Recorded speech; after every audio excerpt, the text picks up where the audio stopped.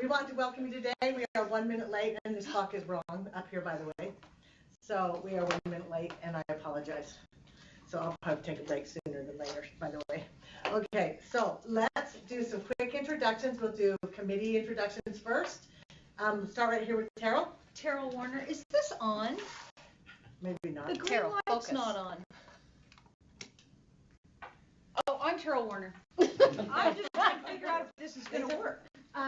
Lisa Cummins, District 11. I don't know. Try that. Oh, Sherry Regan. I work for Patty. Jennifer Gravitt, District 4. Patty Norman, Deputy Superintendent. Laura Belknap, the chair of this. We're going to start right here, make quick introductions. I don't need to know your entire life and background because we don't have time for that. So, but we will love you and start right here, Sarah. Good morning, Sarah Jones, UEA. Thank you. Diana Sutton, Director of Teaching and Learning here. David Smith, Leader Effectiveness Specialist. Oh no. Tammy Goodwin, Early Childhood Specialist. Oh, it is on. Melissa Bowe, Early Childhood Specialist. Liz Williams, Kindergarten Specialist. Rich Young with Pearson. Trent Hoffman from the Cicero Group. Debbie Llewellyn, Utah Association of Public Charter Schools. Brian Westbury, legal counsel. I would be bouncing around between the other three meetings, so you know. Thank you. Jeannie Rowland, Coordinator for Educator Effectiveness. Vince Newmeyer, concerned citizen and representing Catalyst. Thank you. Brenda Hanks, Utah School Board Association. Amber Daly, I'm looking for a lot of here at Utah State Board of Education. Becky Demley, Davis School District. Amy Smith, Davis School District. Mary Young, Coordinator for Digital Teaching and Learning. Assistant Stanley, Policy Advisor. Ricky Scott, Science Specialist here at Teaching and Learning. Mike Jones, WGU Certification Analyst. Thank you. Okay, and right here. Julie Cole, Utah PTA. Thank you. I could read your sign. So. All right. Well, welcome. I now know why this is reversed because the way I feel this morning is usually how I feel the start of a board meeting, then the in reverse. Yeah. So if we're foggy, that's why. So. No, I'm not foggy. I'm really this way. Oh, I am so not. You are? Okay. Does this look right? Jenny and I are away. Because we have Good. water. Good. Once this is gone, we'll be fine. Okay. Okay, 3.1, approval of previous minutes. So moved. All in favor? Aye. Okay, 3.2. Oh, gosh. Okay, Utah Effective Leadership Standards. I just have to get my page always. So, Dave, are you presenting this today? I am. All right. Would you like to go ahead and give us a little background on this? Absolutely. You have 3 documents that were in board docs that have to do with the leadership standards. One is the proposed revisions that we've made. One is a comparison of the proposed revisions with the current standards, and one is a summary of changes that are being proposed.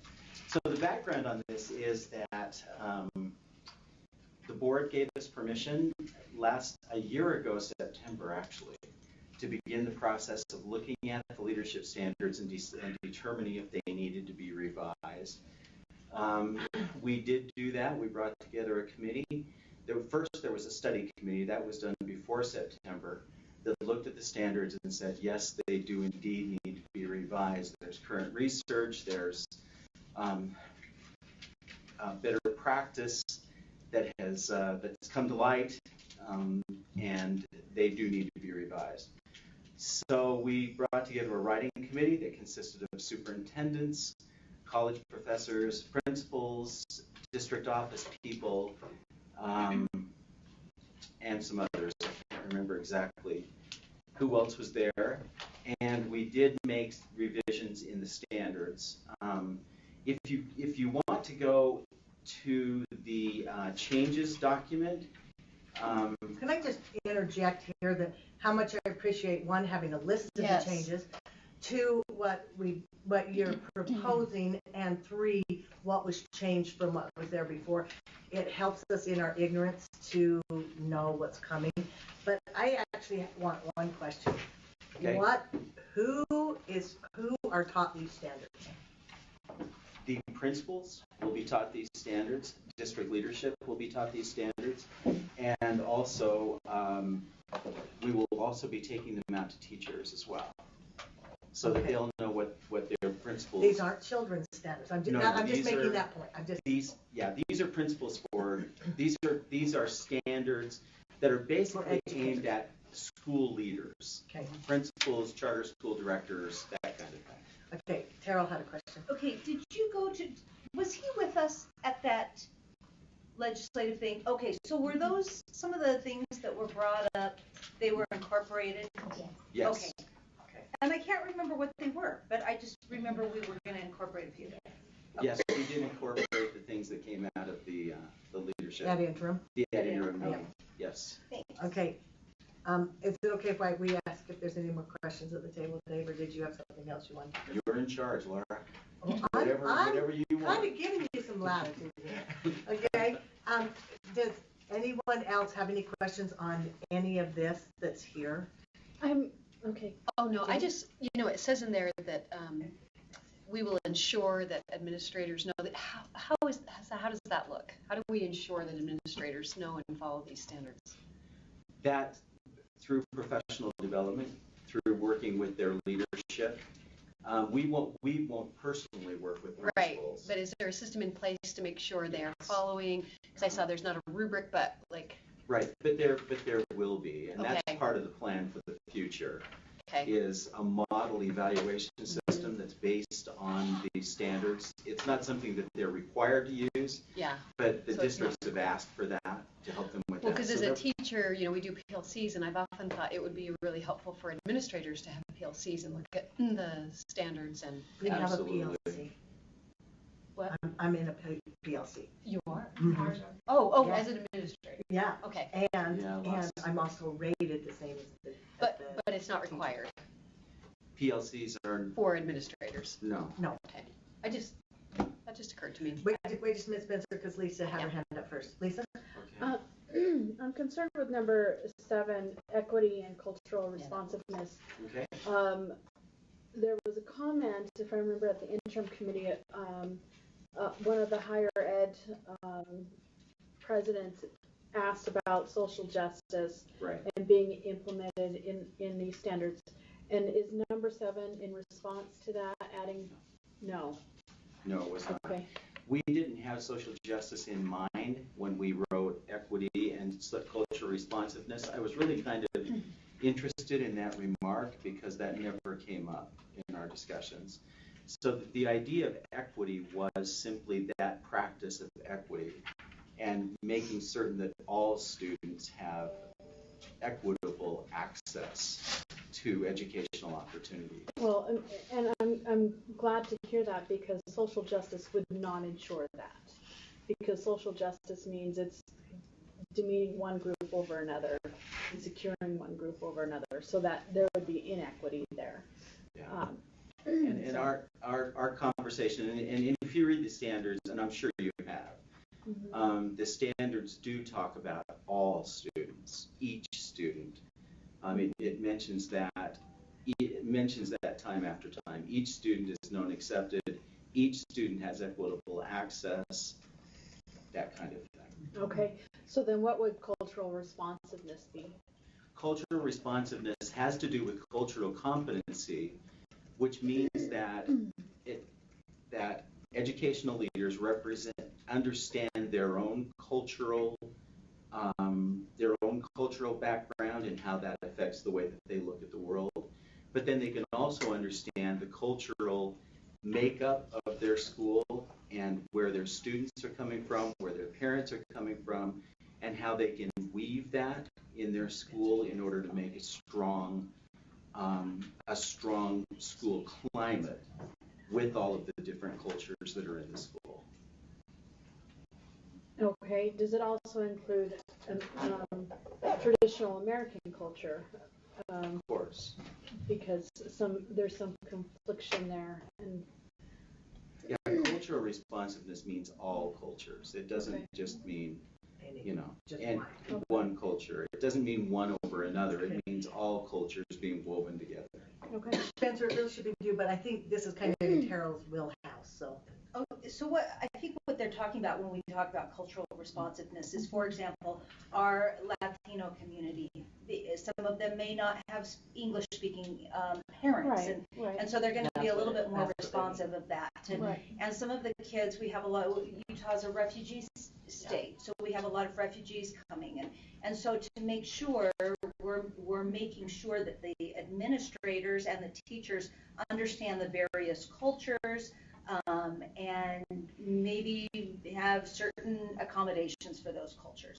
I don't think it's, I just think that's where the direction of the Well, and some groups are more at was. risk for not graduating, so you're aware of their cultural. No, I I understand that. I just don't want to get into a multicultural situation where nothing is working. Does that make sense? I could see your angst there, but I think that it's going down a different road. Okay. Yeah, the idea is that we work together with all cultures. Okay, Spencer? Hi, So, Spencer. so one of the things I think, this is great, the educational leadership standards. We're in a teacher shortage right now, and I think that retaining good teachers is largely on the heads of principals of schools. Right. I would love to find out how we do and what school districts are retaining teachers. What schools specifically, scrub the names out, whether or not there's a large turnover in a particular district, in a particular school.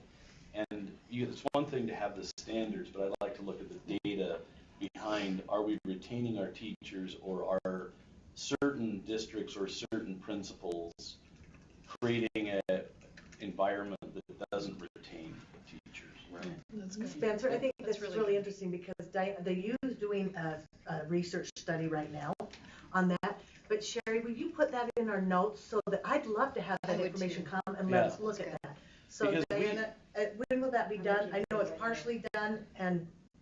The surveys are just going out. Okay, so it might not be for a little while, but it'd still be really nice. Because we put a lot of pressure on teachers, and we want to evaluate them, and we want to, put them through hoops and give us data on these children, and you're held accountable.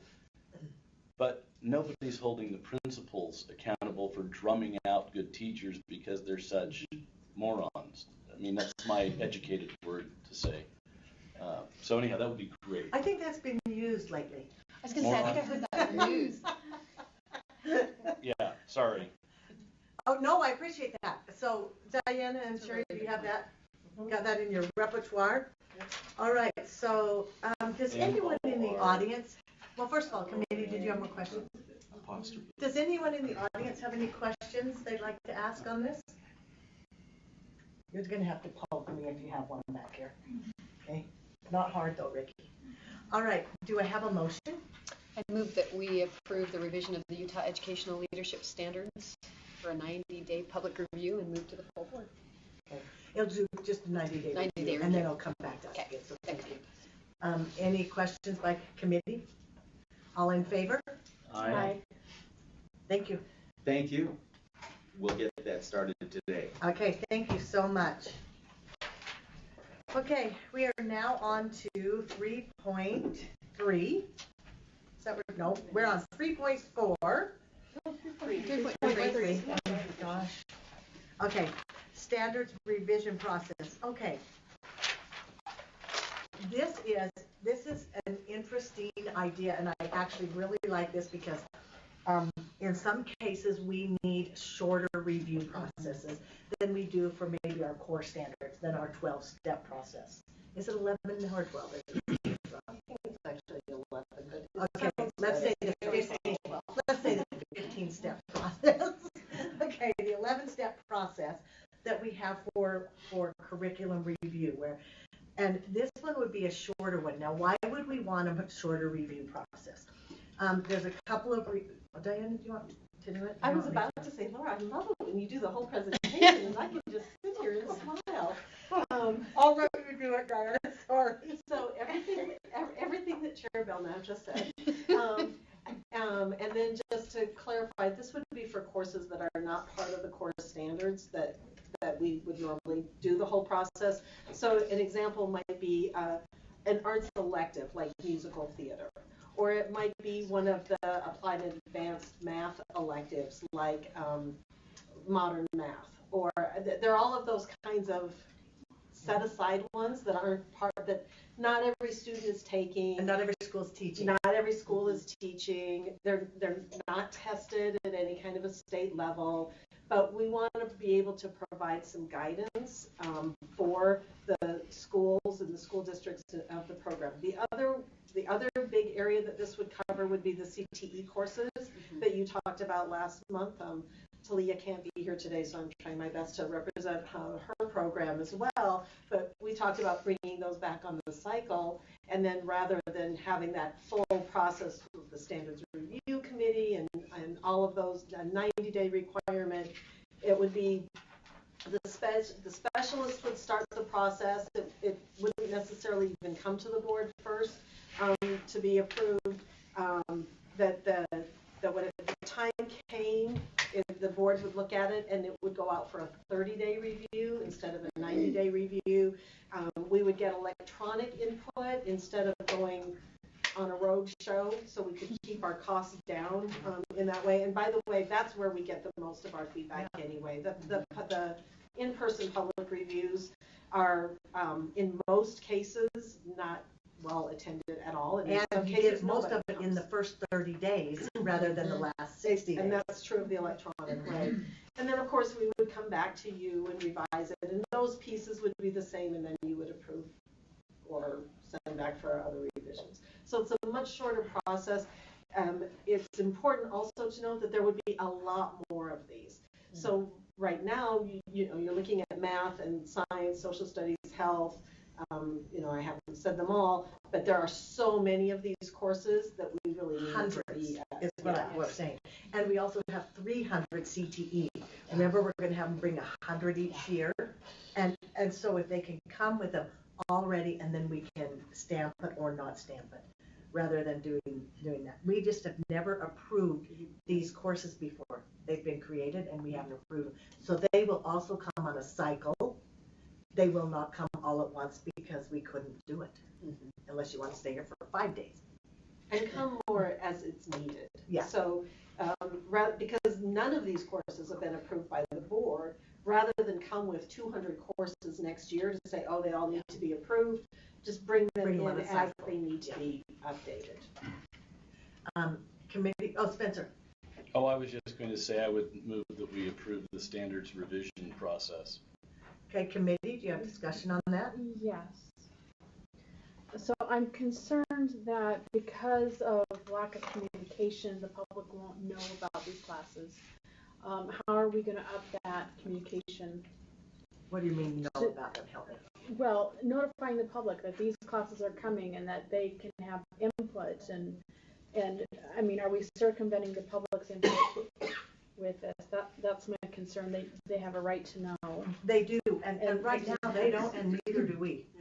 Right, but doing this is more than we've ever done. Right, but we're still shortening it to 30 days as opposed to 90 days, as by statute. I mean, is this allowed? These aren't by statute. These aren't in statute. So these classes, why These are electives. Because Yeah, in so- statute it elective? lists specific courses that have to run through with the committee that's set up by the legislature and so electives aren't.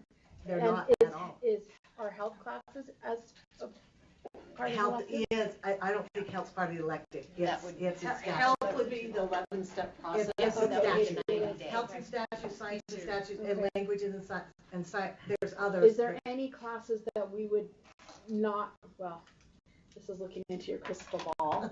Is there anything that we would say would be controversial that the public should know more than 30 days? I mean, I think musical theater is a problem. I'm just kidding. Let me just tell you this.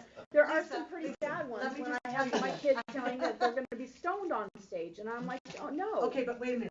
Come back to this. Yes. It still comes to us. It goes out for public review. It comes back to us, And if we feel like we need more information, we can send it out again. And we can have them go out to places. We can do whatever we want at that point.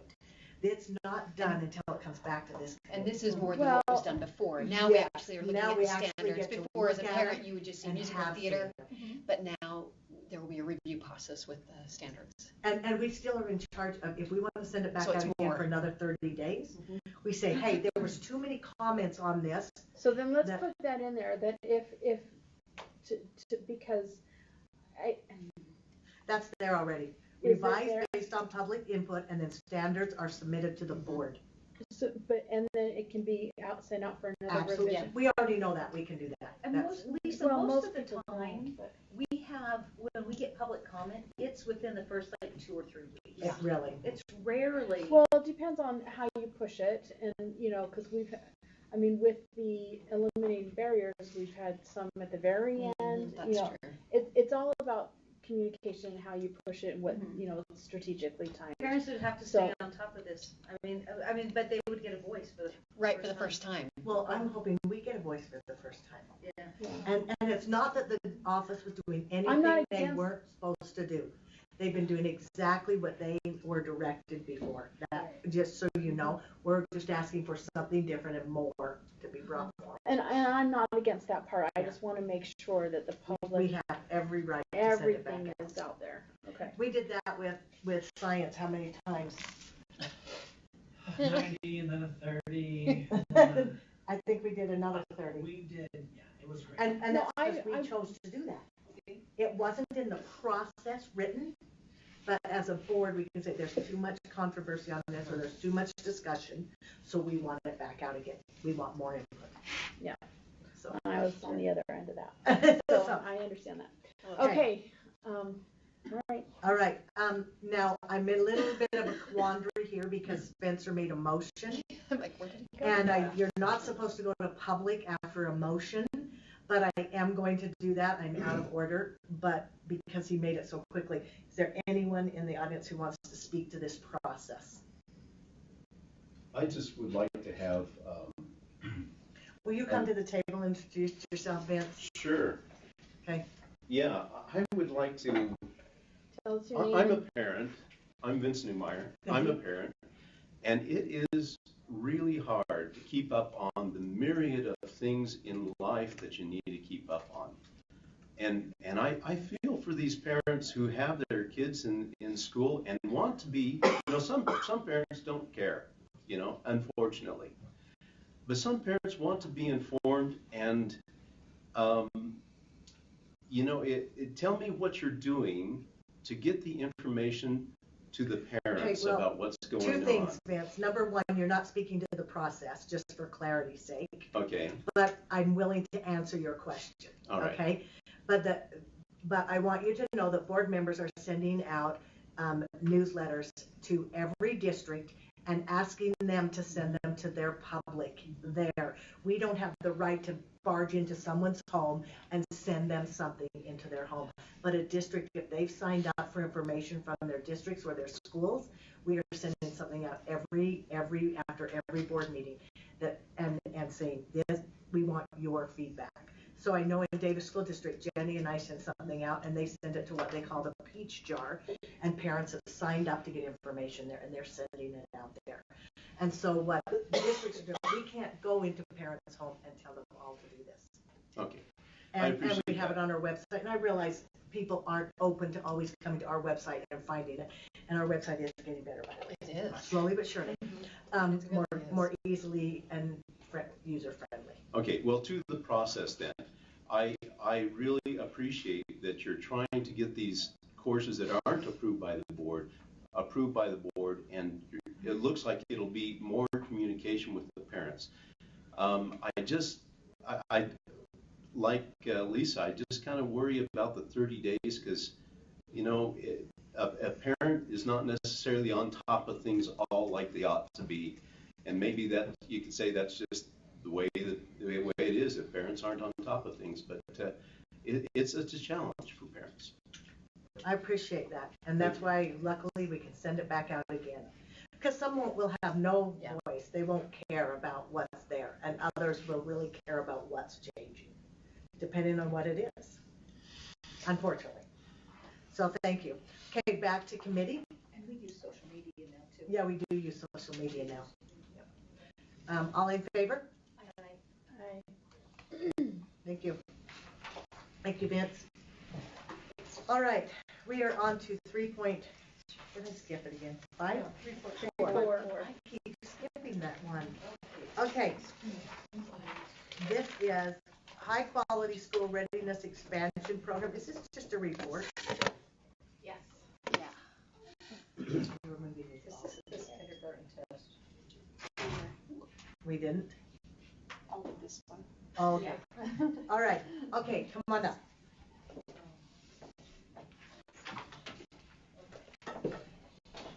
Melissa, are you doing this? Both. I monitor the grant. Expansion grant.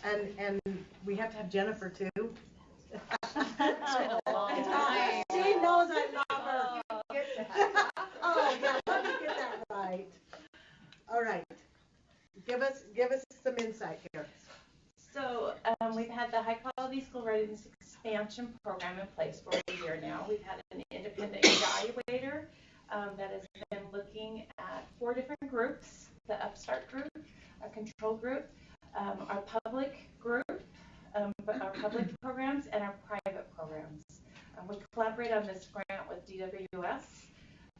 So this is their first year report. This is actually a memo. They'll have a more detailed report. The RFP had a due date of October 31st. So there will be more detail coming out, but this is the report that will go to the legislature. And this is the TANF money? Uh-huh. Okay. And when you say a control group, will you tell me what you did for that? Not that necessarily who it was. But The control group are those that weren't in, this is a hard group to find, those that weren't in Upstart or public or private high quality, program deemed high quality by DWS or USBE. So it could be a neighborhood preschool, and if they were willing to let you look at. Yeah, they're not sure what other things they had exposure to. Okay. So the control group could be going to preschool, just not one of the deemed high quality. Yeah, but they could be high quality. They just haven't been in a program to be deemed that. Exactly. Thank you. Lisa, you have a question? Yes. What qualifies as a high quality? In the legislation, it listed out the elements of a high quality program, and that's based on research. So they went through an application process to narrate how that was reflected in their program, but we also had an observation tool in which we went into the classroom to observe those things that would be evident faced within the classroom of observable, but there are also a few that aren't observable, like professional development, family engagement, education of teachers, and that was reflected in the application process. And that was just the control group, or can you do that with the other groups? That was just programs deemed high quality. Okay. Okay. Carol? You know, I'm looking through this. It's really interesting that Upstart, it doesn't matter really where they were, whether they were public, private, control, Upstart, their relationships with adults basically were the same. Yeah. Interestingly, this is troubling to me, that motivation and self-confidence score, every one of them pre-test was higher, much higher, significantly higher than the post-test.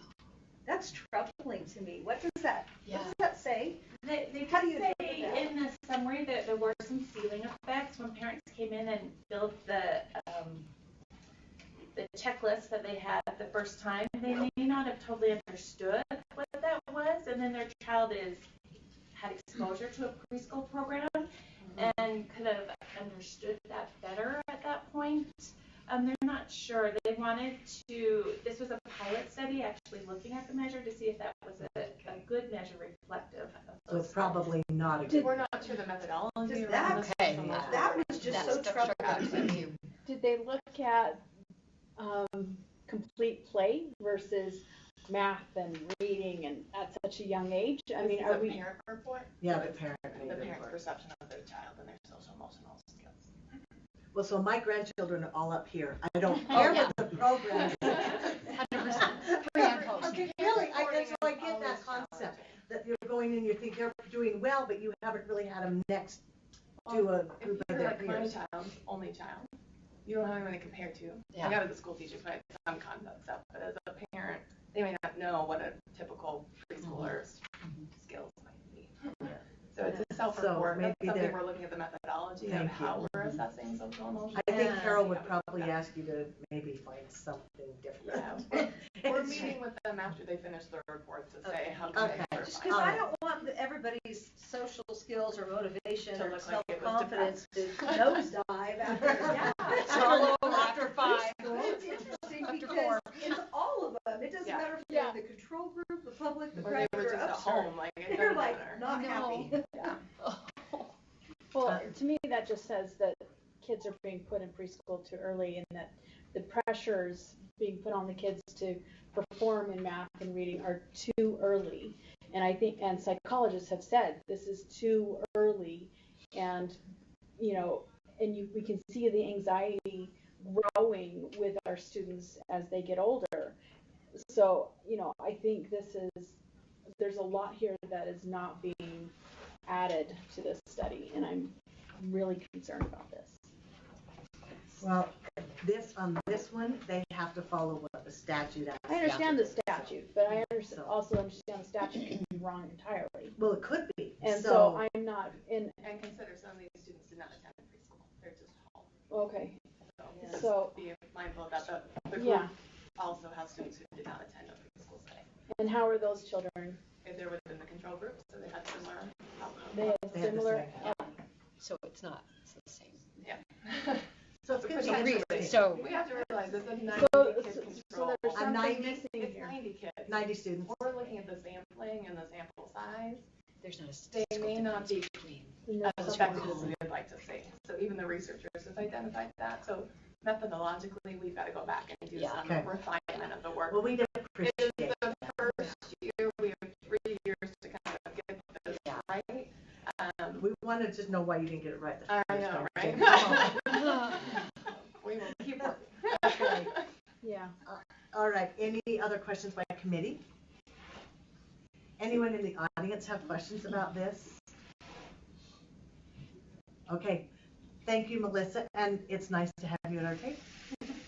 Thank you for your work on this, because it's always hard to start a new program that's given to you. So, thank you so much. I think I'm up next too. Are we doing? No, we can't have you again. Oh, Okay. well, once is enough. I think there's one of you two. Oh, is there?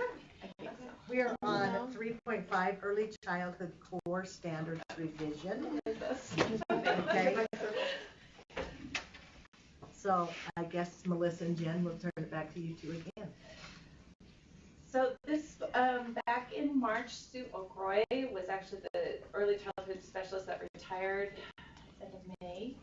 She started this process, brought it to the board for revision, considering that there are some content areas that have been updated since the early childhood standards were last reviewed. That was approved, so we gathered a review committee together just to review, looking at the content, the structure, the alignment, even dug into the standards, looking at some recommendations to revise the standards. And so this is presented in the report. Do you want me to review some of their things? I think maybe we'll just have committee, because they've had opportunity to review it and see if they have questions on this at all. Committee, do you have any questions on the early childhood core standards revision? Does anyone in the audience have any questions on these standards revisions? Okay, I'll go back to committee for. I do have one. Is there anything having to do with play and is there? Yeah, which one is it? Assume roles in dramatic play through drama, props, language. Under creative arts. The social studies standards as well. So, and in that Play with you're assessing social emotional learning with that as well. There's no assessment in the standards. The standards are just the instruction that's occurring in the classroom. Okay. How a teacher decides to master those standards. Could you give me an example of what? So I have my own definition of what that means. What are your definitions? Definition of social emotional learning. What are they looking at? So in particular, if you look in the standards, it's really in that social studies and social emotional section. But it's really looking at things like being able to ask for help when you're struggling. It's about having peer interactions that are successful. When conflict arises, how do you handle conflict? That we're not punching and pinching our friends, but we have ways to handle our feelings in positive ways that get us the response we need to reduce the conflict.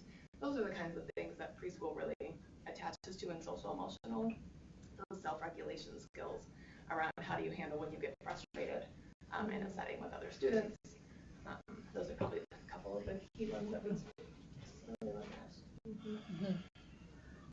And when writing the standards, are we incorporating psychological development? Have we talked to psychologists, developmental psychologists? Developmental practices. Yeah. So preschool is one of those. I'm going to let you speak. Well, that's one of the most important things. We want to make sure, especially at the 3 and 4-year-old level, that those standards are developmentally appropriate. But you're talking about kindergarten here, so we're talking 5, 6, right? Or no? These are early childhood. This is early preschool. Okay. So this would be like Upstart and. This is 3 and 4-year-olds. So if they're in a public. Right, but we're talking public programs, so Upstart and preschool programs that are run by the state. Oh, run by the state. And even private ones now receive Upstarts in funding. the home, So private ones have to follow these standards then? If they're taking the TANF money. Yeah. Okay. So they these are the standards that are set. Yeah. It like Head Start. We work with Head Start. Those types of programs. So I don't know how many private schools take TANF money. No. Are there very many? There are 25 programs. I think 25 sites. I think there's like 6 programs. Some of those programs have multiple sites going into our second year. Not as many the first year, but more the second year. Are there are there reports that saying that through Upstart, any of these standards in the last, how long has Upstart been around? 110 years. Yeah, so that kids past 3rd grade are retaining what they're learning? We've done a study on that, and the kids that had Upstart, we looked at 4th grade to kind of see longitudinally are the effects still there, and they're outperforming their peers by significant percent. What about, does it go past 4th grade? We haven't looked, because that was the longest cohort we had, so now that they're in 5th grade, we can do the analysis again.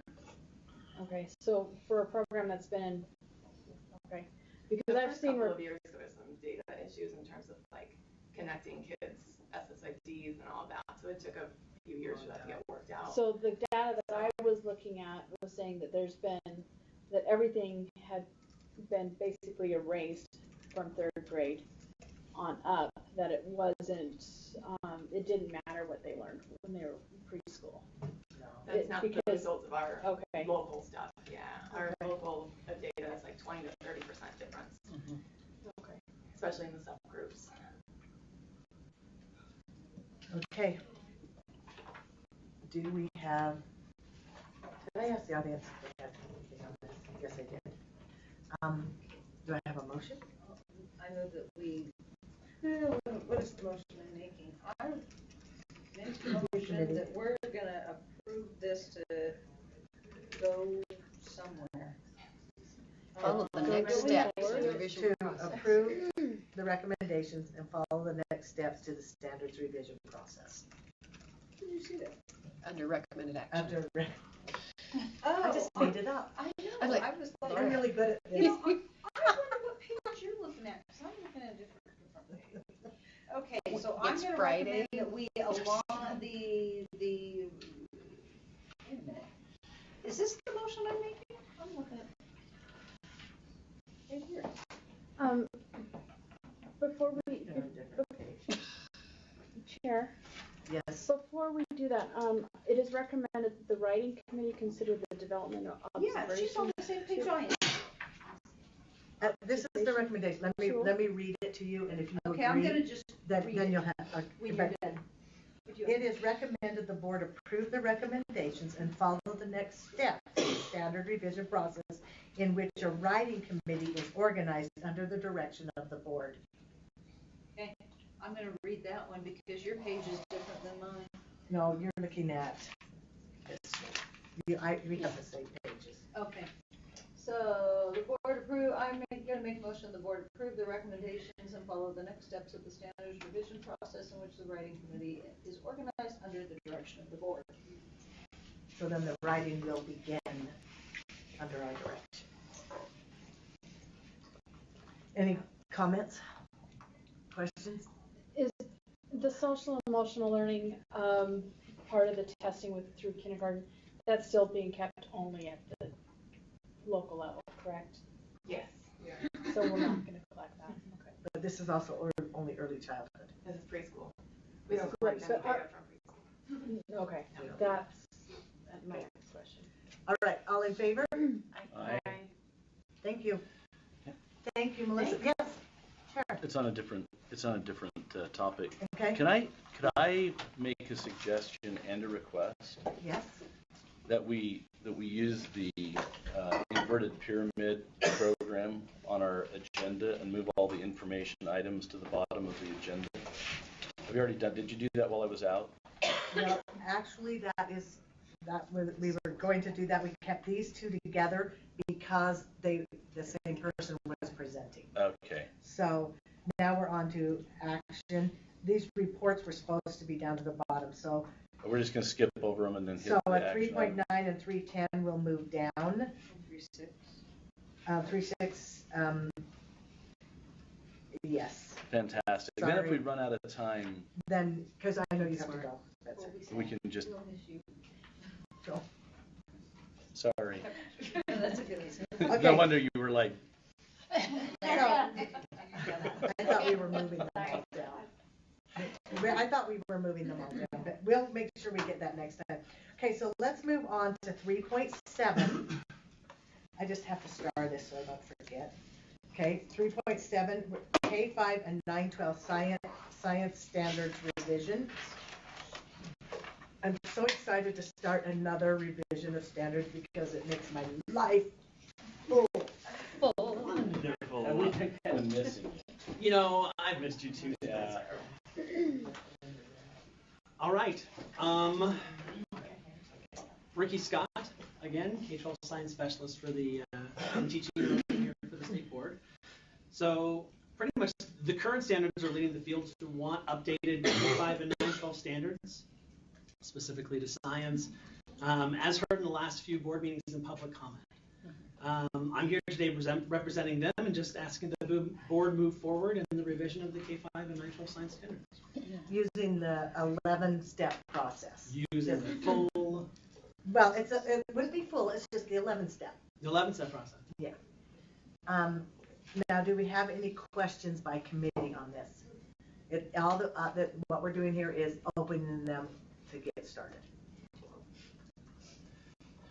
I'd move that we approve the revision of the K-5 and 9-12 science standards revision. We begin the process. Okay, Spencer, I'll take that, but I still have to go to audience to ask them, even though it's out of order. So does anyone in the audience have any comments or questions on the science, opening the science standards? Yes, I do. Yes, please come to the table and introduce yourself again. Yes, Vince Newmeyer. And thank you so much for the opportunity to share a few thoughts with you. Hang on a second. Are we going to keep this discussion limited to this topic? To opening the standards? Absolutely. Okay. Because I know that there's going to be plenty of time in the future to talk about the science standards. This is just saying we're going to start the process. Yeah. So I just want to make sure we stay focused on that. Thank you. Okay. And this is what I want to speak to. Is it time to start the process? And as I understand from some of the testimony that has come before the group, the focus has not really been on the standards, but more of the manner of teaching. And we've got to separate that from the 3D, what do you call it, the 3D, three-dimensional teaching, which was illuminated by the Next Generation Science Standards, which essentially were adopted by the state here. So, and do you have concerns about us opening the science standards? Yes, and I'm getting to that. I'm getting to why I am concerned about that. And that is because all the testimony pretty much that has come about has not been on the content of the standards, but it's mainly been on the method of teaching, which is not standards. Teachers are free to implement methods of teaching even now with the standards we do have. Now, getting to the standards specifically and why I oppose opening them up is because the last time these things were opened up, there was a huge amount of, I will say, deception involved. And why do I say that? Is because when these standards, first of all, a little bit of background. I sat on the parent review committee that is convened before the standards go out to public review. These standards were brought up and they were said these are Utah seed standards created by Utah teachers and professors and so forth. And when we got looking at them, they were word for word the Next Generation Science Standards, even down to the mistakes that were made in some of the wording. As the science standard, it is, there was some other fluff that was added in that said Utah this and Utah that, but the standards themselves were Vince, word for word. let's go back to this again. I'm trying to be very polite as well, but we want what I want to know, why do you have a problem with us opening them and at least starting the process? Okay, and that's part of what I want to say. The central point of what I want to make is that there is a effort to bring forth a compliance of Utah with these Next Generation Science Standards and the in-thing, and that attitude has not been changed, and it didn't change through the whole process last time. As the science standards, as they were word for word, they went through a thesaurus translation. What was adopted was said by Dave Thomas, was said that the standards were only 32% the Next Generation Science Standards. I went back, and by the way, all you can look up at the resources on this, look at sciencefreedom.org, You're and being go to deceptive articles. on this topic. You said you were just going to talk about whether or not we should open them or not open them. I beg your pardon. Okay. I am speaking to that. Okay. Please understand. Okay. Okay, so Vince, if I'm hearing you, let me tell you this is what I think I'm hearing, is that if we open these standards, you want us to be very open and transparent about what's going on in each committee and how the information is being started. That's right. Okay. Last time there was a lot of deception. Okay, I don't care about last time. And I don't think that the attitude has changed. Okay. That's the point. Until the attitude has changed, and this is my whole point, I don't want to open those standards because we're headed down the wrong road. All right, I appreciate that comment. I appreciate the comment. Spencer? But you're saying that the standards we currently have were bad because of the process we went through. Is that what I'm hearing you say? The 6 to 8. Well, now, just a second. Do you want me to speak to the standards or the process? Well, because you're forcing me into a corner here where I can't speak that, but you're going to ask me a question outside of that. So let's hear what you have to say. Okay. All right. Actually, I don't have any more. I don't have any more to say. Terrell? I think we did spend a lot of time on the standards, and so, I wasn't part of the original thing, but I got involved at the end, and the product that came out of the 6th through 8th was different than what was originally started, and that's fine. But I actually want to speak to the motion of opening them. I think we're in a bind here in terms of we have changed the 6th through 8th grade standards and they've been changed. Ricky and I have had a number of discussions about them. But we haven't changed the elementary and the high school. And that's the concern, is that we've changed the middle. And I don't know, I wasn't part of the board, so I don't know why they started with 6th through 8th instead of elementary. And again, that's in the past. But we have a different way of looking at things, and the grade curriculum, what's being taught in 6th grade is different than 7th grade and 8th grade. And now we've got kids in high school that the material hasn't been updated in how long? 2002 or something. Yeah. 2002. And when you look at the amount of change that we've had in science and technology in the past 15 years, I'm going to vote that we at least open them and have a discussion. I don't know what they're going to look like, but I would like that to be a very open and transparent thing. I agree that it needs to be open and transparent, but I think that we owe it to the kids of this state, because they go through this whole different way of learning today in middle school, and they get back to high school, and then it's... But I'm very appreciative of Vince's comment that part of this is a standards revision, part of it's a teaching revision. I think we need to keep that there's two different processes there, and I appreciate that, Vince. So I was just going to say, I think your point of, doing a different process or a teaching method, are we doing that under the guise of then changing the standards so I really appreciate you bringing that up too. So I think that's something to think about, Ricky, as we move forward. I think that's an important piece. And then also transparency, which we've had great discussions on this, that we don't, from this office, come and say, these are your choices, that is not what's to happen. It's the reason we had the big debate on the 11-step process. Absolutely. Right? We now have this whole new process. And see, Ricky was caught right in the middle of that. They were half done, and so the science standards really didn't go through the full 11-step. It was partway through. But our other standards that have been much more transparent and much more clear with the public. We go out. It's been much better. I think it's better process than what was caught before. I can't guarantee that, but I think it is. Thank you. Okay. Thank you, Vince. Sarah, would you like to come to the table? Sure. I just had a question about the process.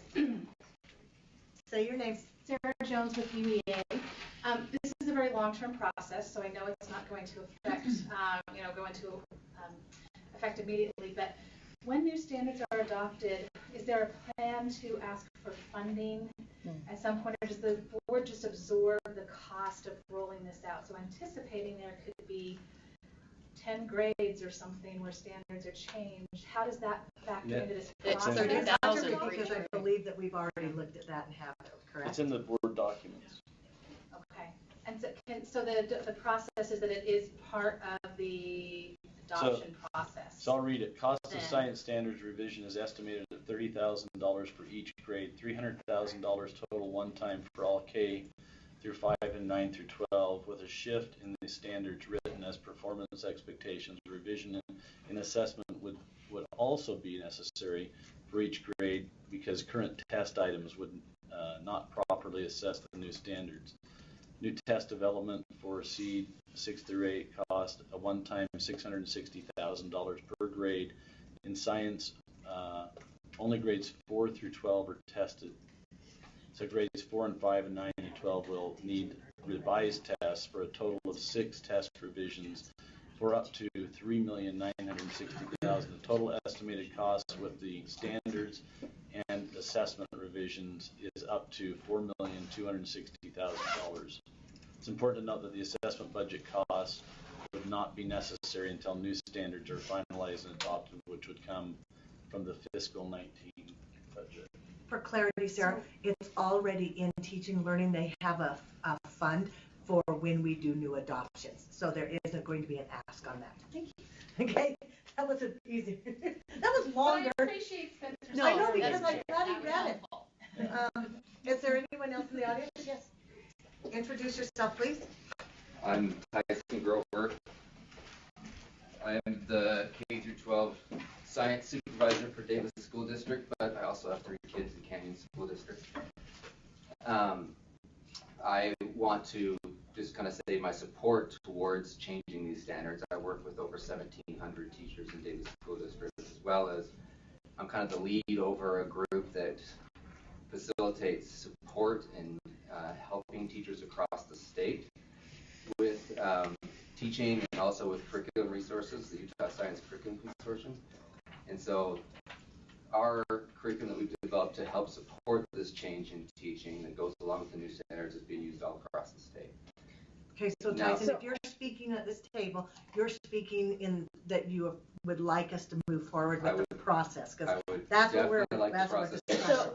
And go ahead. If I may question, so are you saying you've already got the curriculum, and now you just want the standards to that support the curriculum that you've already got the classrooms? So our group is committed, and my director is committed to supporting me in creating curriculum for all teachers in Utah to use for free to support when these standards do get changed. So when K through 5 changes, we will have lessons and assessments and materials. You don't have them now.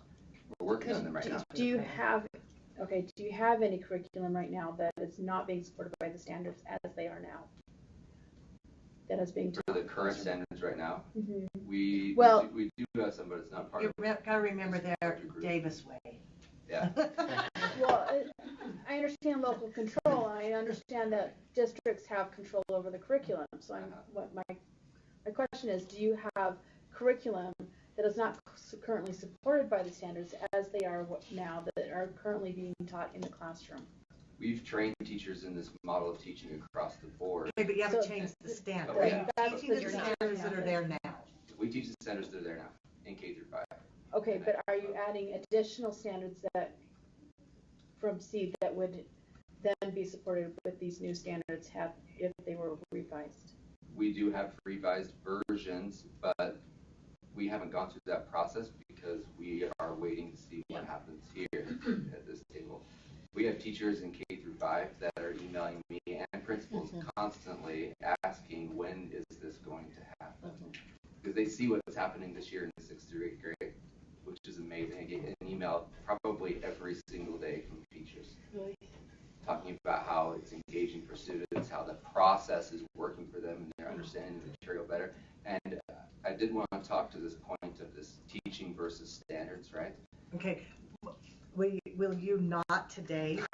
Yeah. Because we're trying to really stay on target of, we're trying to motions on the table to open the standards. That's the motion on the table. So sorry, guys. Okay. Thank you. Just to clarify really quick, if that's okay. So it's about process. You described the Davis way. Okay. Right? So just to be clear. I just have to be silly about that. No.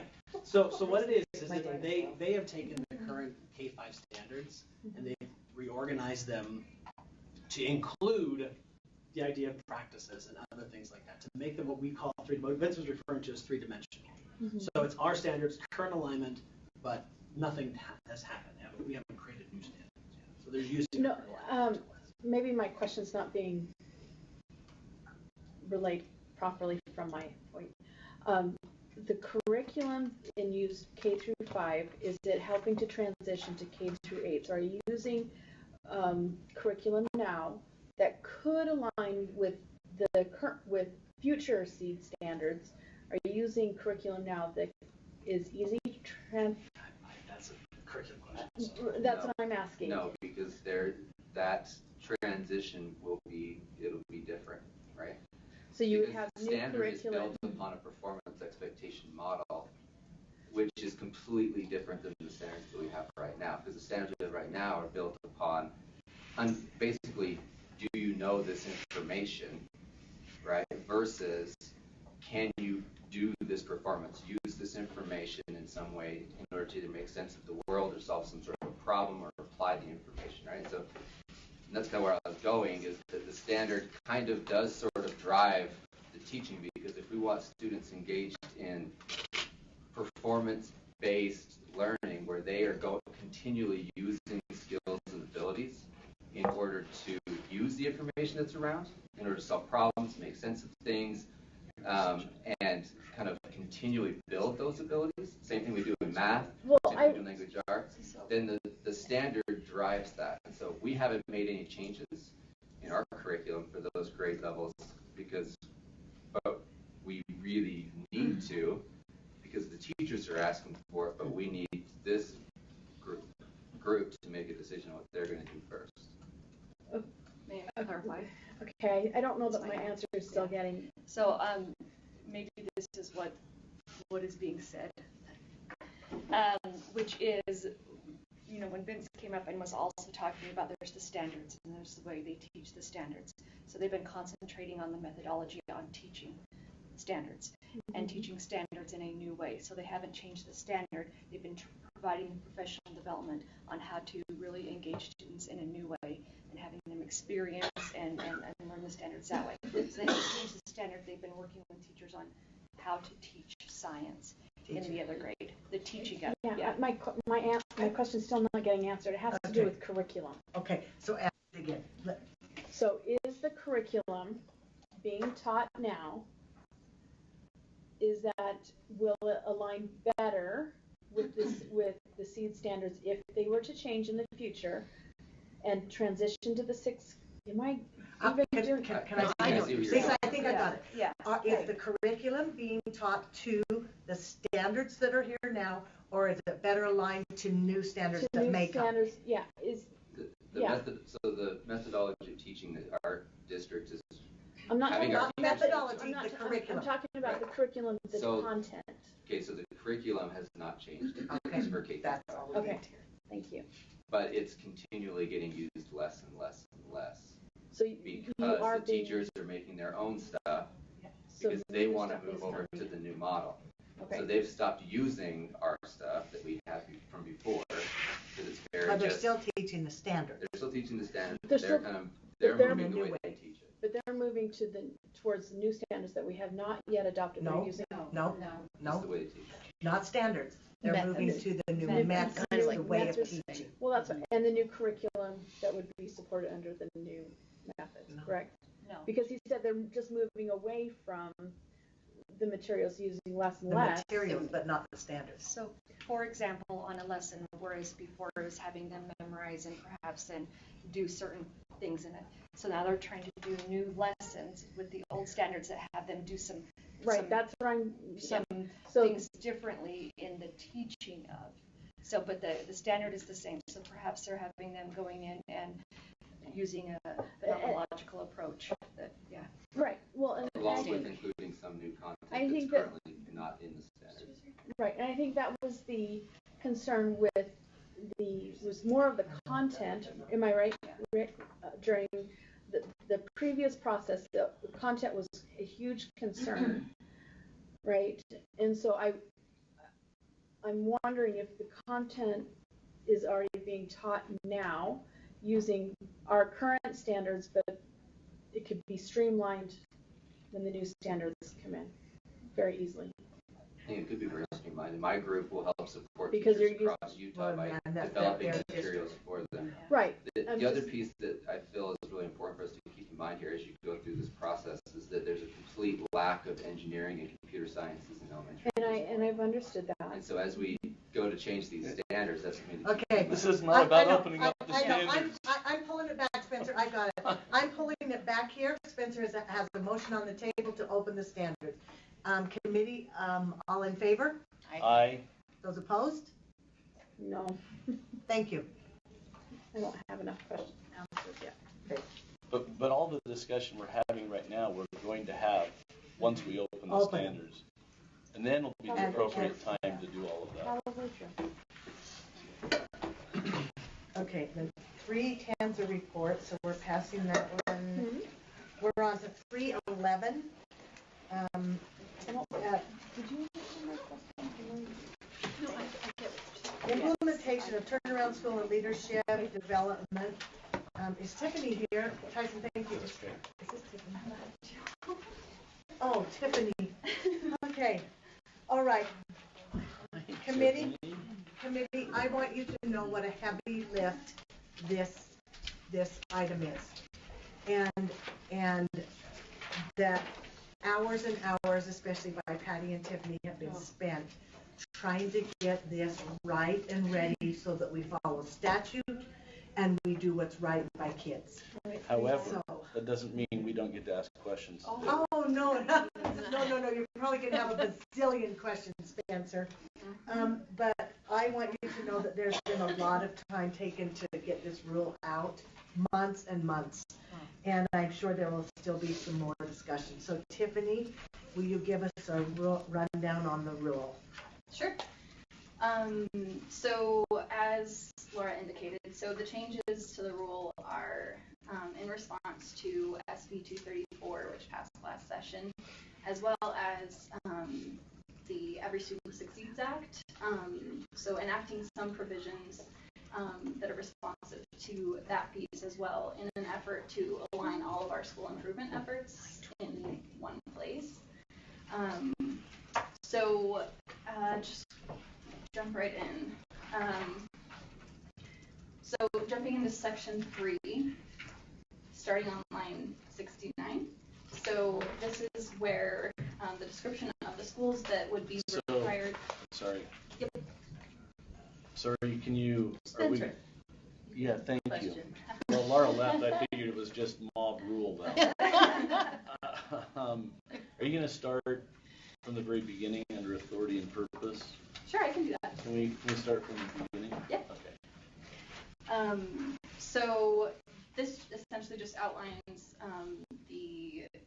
some of the new provisions that were required to enact as a result of SB 234. So on line 15, provisions regarding funding, 16, criteria for granting an extension to a low-performing school. And are those exact quotes out of the statute? Yes. Or of the, okay, all right. Essentially. The state turnaround statute calls these schools low-performing schools. Okay.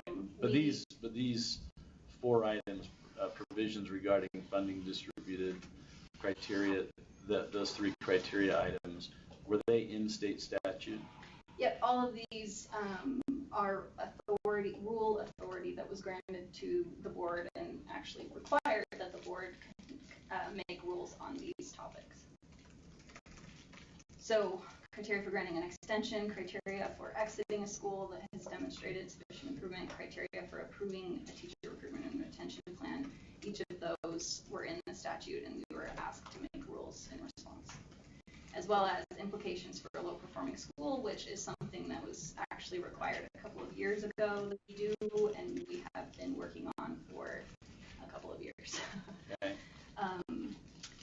And then the other piece, importantly on line 223, is that there are elements in this rule that are responsive to the SSA. So it's in addition to implement school turnaround, it's to enact provisions governing school improvement efforts more broadly. So can I ask you about the ESSA? Because we've been basically doing this to the ESSA.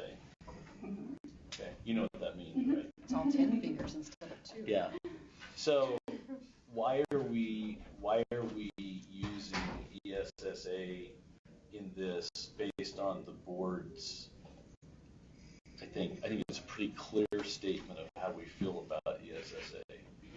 So rather than have all of the school improvement provisions that don't align with school turnaround, the state law, only housed in the ESSA state plan.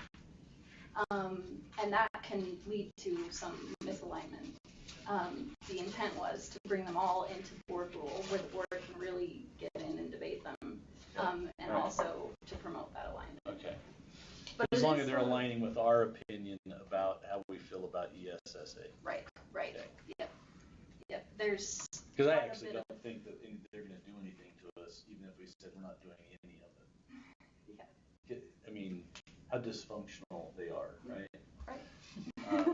Yep. So we should actually going to challenge them? Yeah, just not even going to, just doing it. It's You're not challenging. them. I'm going to ignore them, which is one step worse. Oh, I say bring it on. Yeah.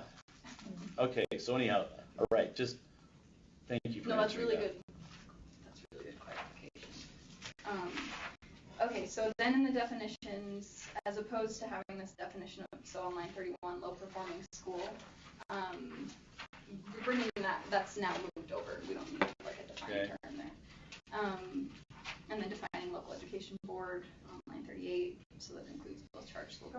public school boards and defining Title I school. Okay, so and one more question. Mm-hmm. So in the olden days, Mm-hmm. like last year, yeah,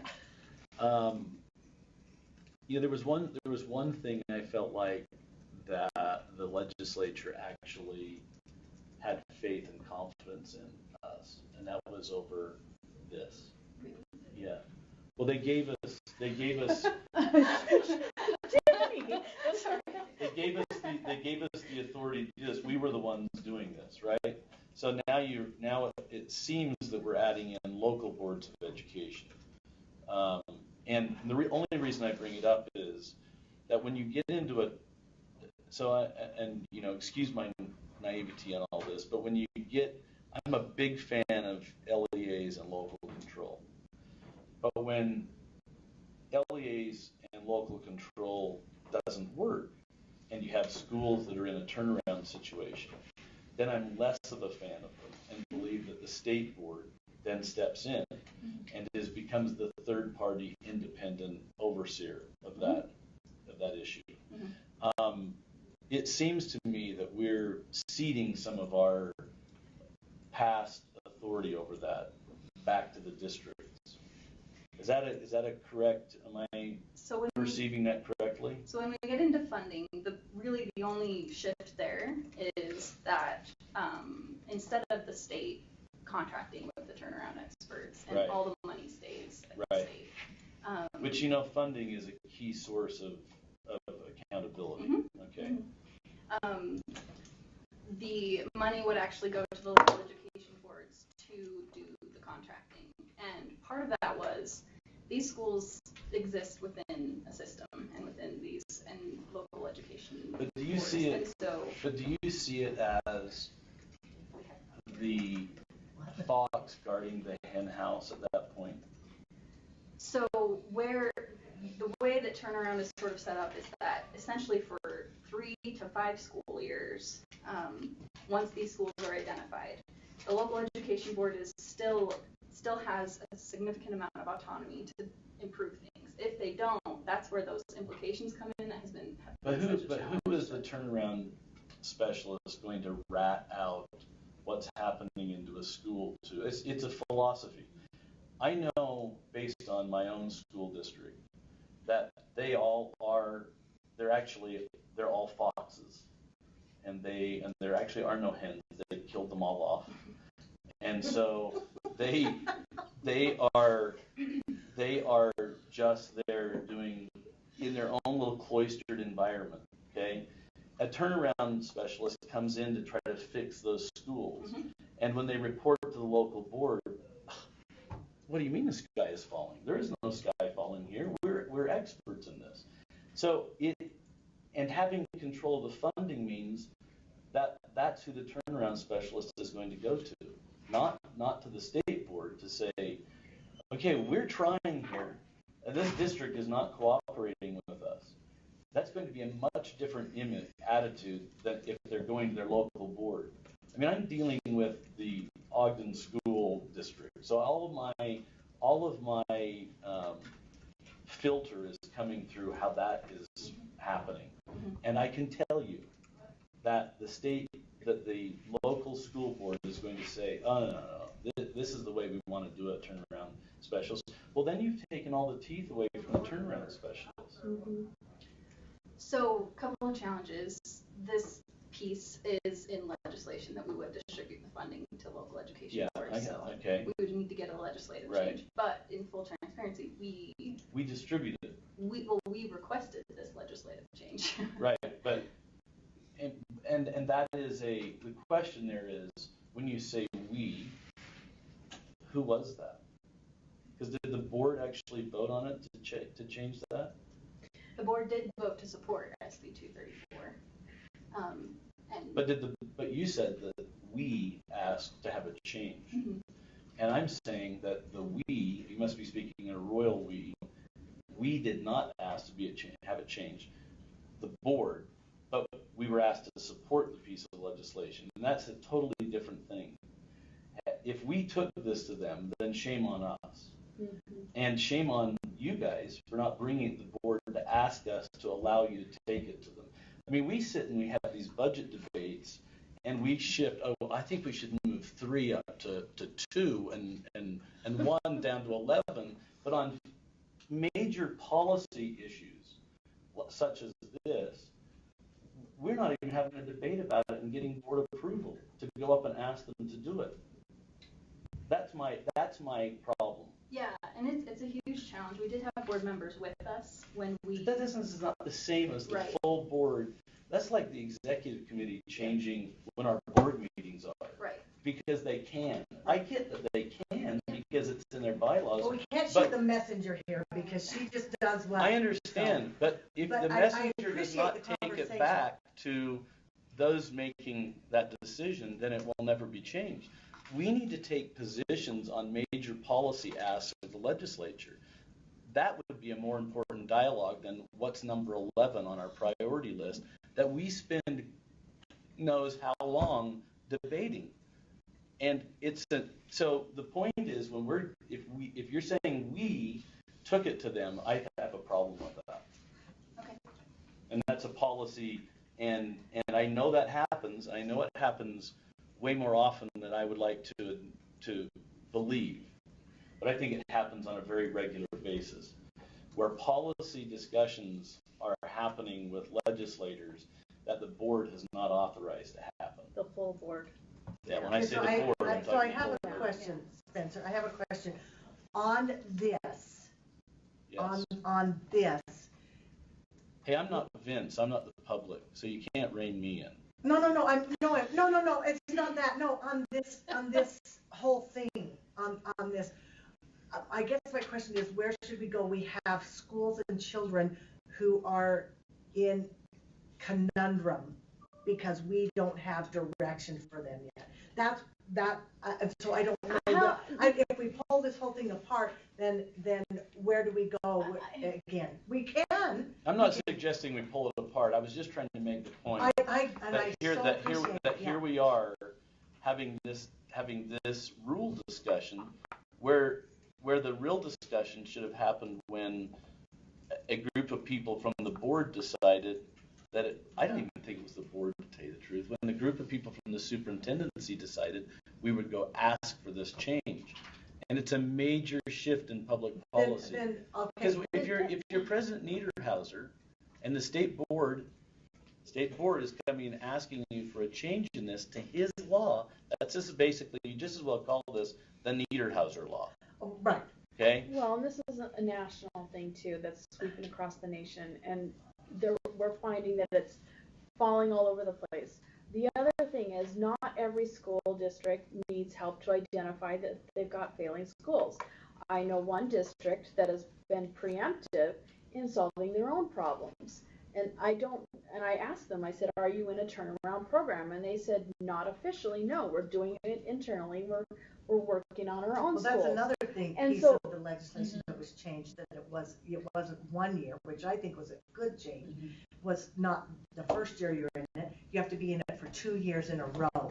So when a school is doing poorly, then the district can work on it, and we're not involved at all. I just had to get that piece off. No, I actually, but Spencer, I don't want to drop that, because I think Carol needs to take that and back to the executive staff, executive leadership, and discuss that. So that I'm following up, and I think we drop it here, because she's in leadership, and I think, Terrell, that would be a really good conversation. I think we should get Tiffany to go in there and just. Look at her. You think she would? She would. I got beat up on this. We need to fix this. She would never, even if you really did beat her up. So, what are the? I mean, I was not a part or privy to any conversations as well on this. So, if we were to go back and ask him to change it.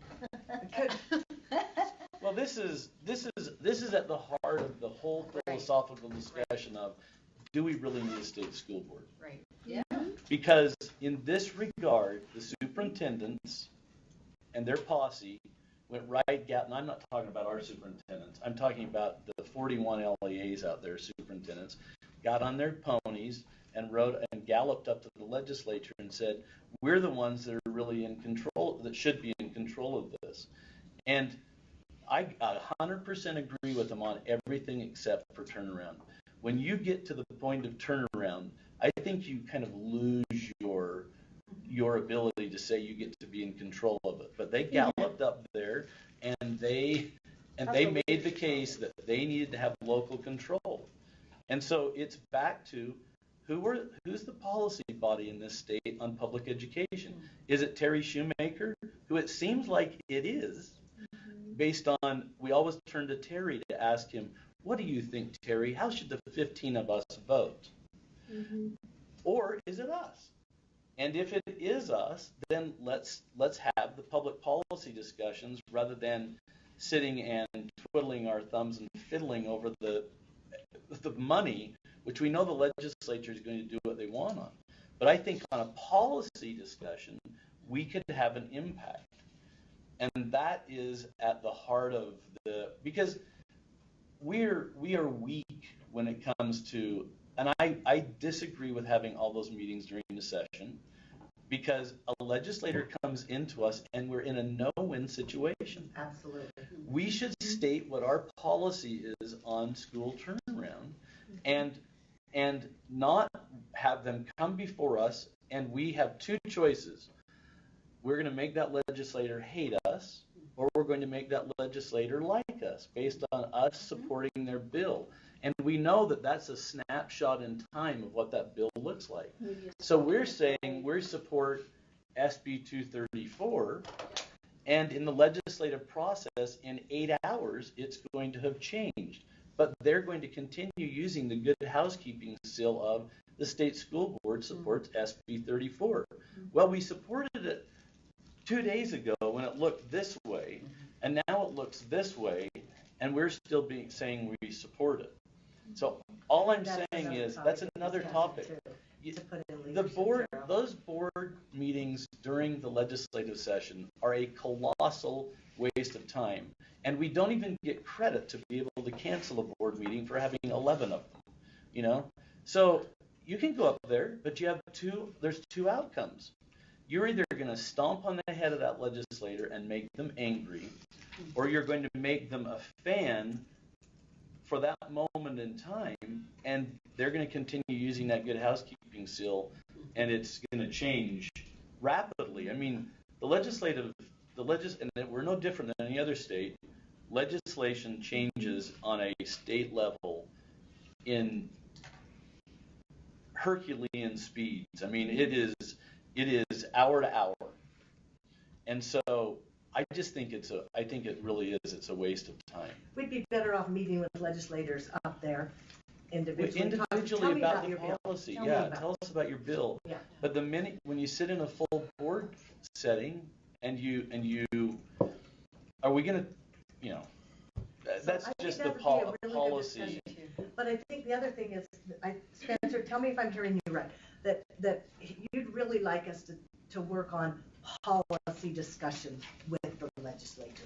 I want to know, it's not even okay, that. All right. I know that our state superintendency knows what things they'd like to change this year at the legislature in law. I'd like them to be transparent and come to us and say, these are the things we're going to ask for policy changes. And we want you to tell us whether you agree or not. By not asking us, they go up there and do what they want. And they represent us. That was the reason why there was a name change, the State Board of Education, that it was going up with one voice, rather than the State Office of Education was asking for this, or was it the State Board of Education asking for this? They're now representing us up on Capitol Hill saying, and I know that I'll bet right now if I went to each superintendent, they have a list, each of the superintendency, there's a list of things you'd like to see changed in the law. And I also know that the education committee chairs are going to come to the superintendency and ask what are the things, or they may have already actually, if I went to that's what happened in the Eliminating Barriers meeting, and that's what you saw yesterday when Elisa presented. Right. Deputy Superintendent Stallings came and presented some changes to the driver's ed funding, And she said, as a board, it would be nice for eliminating barriers to see, that staff said there was a problem here. Right. And then asking the board to do right. it. Yeah. That's a proper procedure. Right. It was good. But if I went and asked, so there were 100 and something pieces of legislation introduced last year on education, yeah, over 100. I'll bet that 30% or 40% of them were just like pulled out of their ear. A legislator did that, just like, oh, they go back east and they hear it. Yeah. Then there's another 50 or 60% that if I went and asked them, where did you come up with this idea? Well, Sid thought this was a good idea. I'm not accusing, I'm just saying we need to develop a policy on how this should be done. Because the way we're dealing with the legislature right now just completely makes us ineffectual. And we just as well cede our ability over to the state superintendency and the superintendents of schools of the 41.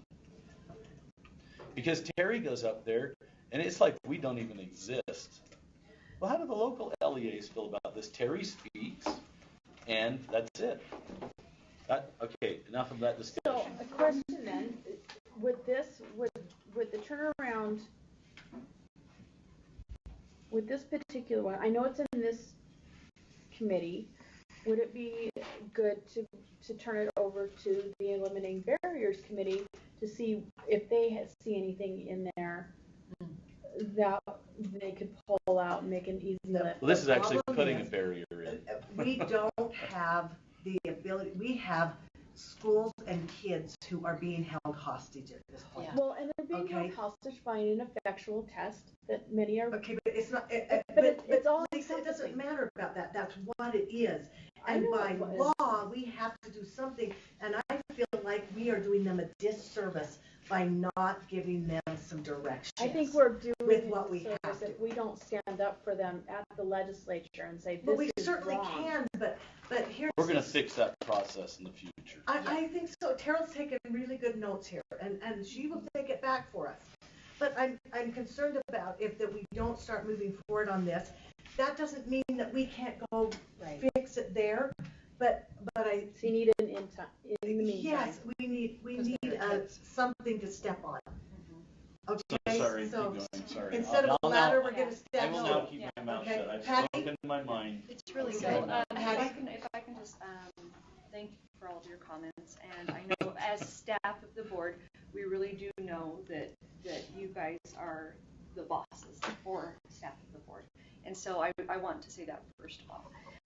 Second, with that, when we're talking about school turnaround, the reason why we started on implementation with Royal We that Spencer, that you were talking about, is because right now there's some decisions that need to be made according to the timeliness of what's going on here. So if we go down to line 14, 15, and 16, we need to have the provisions regarding the funding distribution. It was incorrect, if you remember last time, that there was a large chunk of money that went out, and so that funding distribution model couldn't keep sustain itself. So we had to change something. So the job of what we're doing as staff to the board is trying to figure out how to make that happen. So then we make the changes in policy to come here and ask if this is what you would like to have happen. So this is us sending something out as a sample of now we can have some talking points to move forward. So I can personally say that I don't have an agenda. I don't have a list of things to happen. And I would say that, in Tiffany doing these things, it's tying all of the policies together and statutes and then doing those things to bring to you as the leaders of USBE to be able to say, and now we have discussion points to move forward. And my complaint is about something that is 3 steps prior to this, and I understand where we're at today. Right. I'm just saying let's use this as instructive. Yes. This is how this happened in the past, and let's use it as an instructive for the future. It's like our 6th through. She's been job. listening. She's here. She sits here. This is a situation where, like with our science standards of 6 through whatever it was, 6 through 8, we learned some lessons on that, and we came up with a new way of doing it, and I think it's going to make it better and less painful for all involved in the future. The same thing, I think, can be instructive on this. And what I'm saying is, it happened 3 steps ago, and I understand that, and we are where we are. So now I've got that out. Yeah. Carol's going to take it back, but it's back to this whole thing. How, and you know, the 15 can do whatever they want. I feel like in this particular area, I might be an expert. Jennifer's an expert in teaching. I feel like I'm an expert in dealing with the legislature, and we do not help ourselves by the way we've been handling how we deal with legislation. Yeah. So anyhow, Tiffany, sorry. Now let's go back to the. No, that's really good, Spencer. Okay, so let's see. Do you dare talk, Tiff? Of course she does. She is way tougher than me. I've worn this like Native American dress to make me feel more tough. It's supposed to give you some zen or something. Where is it? Okay, so starting on line 69. This is where the description of the schools would be required to be identified for what is being termed right now critical needs status. But essentially, all of the schools that are listed here in lines 71 through 78 are responsive to either the state law or the ESSA. Can I stop you right there?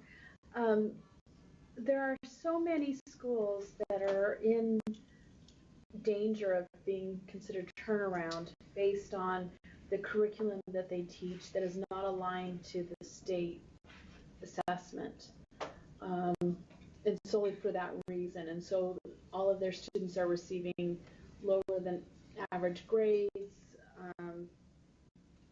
from those assessments. What do we do with those schools that, you know, if they were basing their assessment off of, say, like my favorite is the classical learning. If classical learning was taught in the classroom through curriculum, can they not have a classical learning test to then judge if the classical learning is being taught correctly, right? Whereas classical learning is not taught or not assessed on the SAGE, and so you're going to have 2 different outcomes. So whose definition are we using? And using it's the legislatures, and so they're very narrow on their definition and what that means, and they do not allow local control on that issue. So maybe that's not a question to you, but maybe more a statement. That's but so 3 steps again before us. Right. But that's just something. But a policy we can talk about in the future. Yes, something to be aware of. Okay. So that's the identification criteria. Let's jump down to line 97. So essentially here, this requires the superintendent to conduct a review of a local education board's readiness and capacity to support school improvement initiatives if there are a significant proportion of schools that fall into this critical needs status. And essentially then prioritize federal funds available for school improvement based on the extent to which the local education board and the readiness assessment indicates that that they have the readiness and capacity to support school improvement. And then this review on line 110 would also include analyzing the allocation of the way that they're actually distributing the funds to their schools. So on lines 143 to 150, this would change the requirement. In the past, the school turnaround plans were approved by the superintendent. This would change the requirement so that the plans would be approved by this board. Starting online, is that fortuitous? Starting No, online. it's just part of what I'm saying about it. Yeah. Starting on line 150. When all the hens are dead, there's no reason to have foxes guarding them, I guess, so.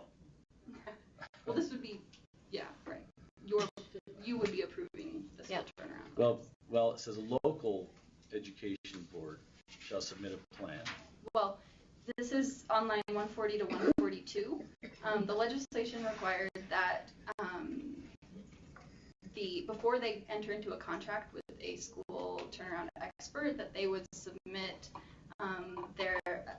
the proposal, which essentially includes a scope of work for that turnaround expert, to the superintendent for approval to ensure that the school turnaround expert is providing a minimum scope of work necessary to support the school improvement effort. So that piece, the local education board is submitting to the superintendent for approval, but then schools in critical needs status or turnaround schools are required to submit a plan, a school improvement plan, to the state for approval. And in the past, that was the superintendent approving. This changes it to the board approving. So, starting on line 152, this deals with the funding aspect. So annually, the superintendent would determine an amount of funds that are available for distribution under this section, which isn't as cut and dry as in other programs because there's variability in the number of schools that are identified. There's encumbered funds for different things that come at the end, like pay for performance for cohort 1, and rewards and recognition for cohort 1, those types of things. So the superintendent will determine that amount annually, and then they send it to the local board, right? Yes, here on line 1. And then the local board decides on payment. Yeah, the local education board would solicit proposals from turnaround experts, and this is the thing that sticks in my craw, is that when you have a local board that hasn't been doing their job, right? I mean, aren't these schools in the situation they're in because of local leadership? Mm-hmm. That's the assumption. There's also a lot of challenges. I understand there's challenges. Right, yeah. But we're giving that money to those very people to then, like, I don't trust the Ogden Board of Education.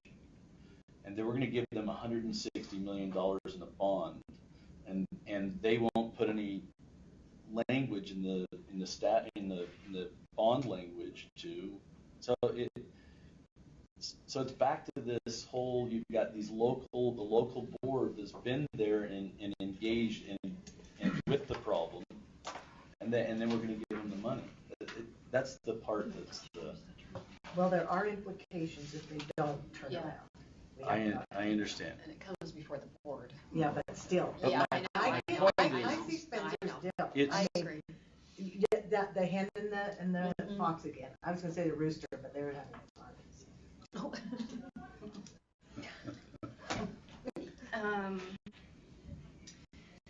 So let's see. I don't know if we want to walk through the details of this, but essentially there would be an adjustment made for distance away from Salt Lake City, as well as number of educators at the school. And then on line 172, if there are funds available after the distribution above, then the funds would be distributed based on need, as demonstrated by the needs assessment that the state conducts. Then let's see, on 176, I don't know if that's important to get into. Tiffany, I have a question. Mm-hmm. What if an LEA does not want to have a turnaround contractor come in? They are required to. They are required, so they cannot turn it down at all. Okay. Dr. Dixon, we want to come to the table and introduce yourself? Yes, ma'am. Thank you. Chair Belknap, Cindy Dixon, State Superintendent of Public Instruction. It's a very long title.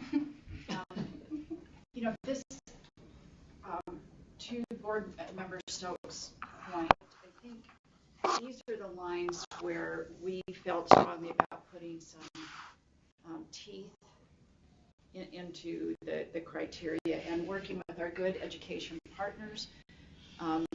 When we unpacked all of this, if you have a LEA, schools are in turnaround and they're saying, just give us the money and we can fix it. We saw that as problematic. And so this is the space where we say, it's really critical that you have an outside lens to come in and help you. The variable is as we look at that needs assessment and we help conduct the root cause analysis rather than having them conduct it or an outside entity that would be providing the services that sorts this three-tier. We look at the problem, help them identify the problem. An outside expert is contracted with based on that needs assessment, and then they all work together in collaboration. That was a real critical switch based on feedback from the schools.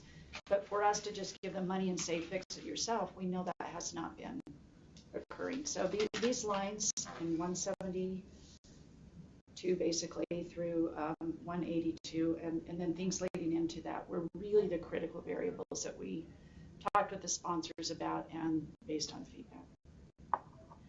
So what about the LEAs that pinpoint their problems before the state recognizes them? Great. Then they turn it around. Mm-hmm. But yeah, but I mean, we don't even take notice of it, and they just turn it off. We didn't know they had problems to begin with, and they're sailing. They're doing great. So my question, that's what I'm saying. If they don't need a contractor, but they're already seeing turnaround issues. They don't want a contractor. They just automatically start doing it on their own. Is it just because they have received funding that they have that contractor, or is it just itemizing the problem that they do then have to have a contractor? I'm not talking right today. We're all tired, but do you want us to just continue, Madam Chair? Yes, I do. Okay. So I think your point is well taken, that oftentimes what we'll see is a bit of a Hawthorne effect where when the problem is identified, they work on it. Right. We also have some data to show, though, that outside lens with coaching and kind of pinpointing some additional elements helps continue that along so that it's just not a drop in the bucket. But in terms of are they required once they start making improvements, Tiffany?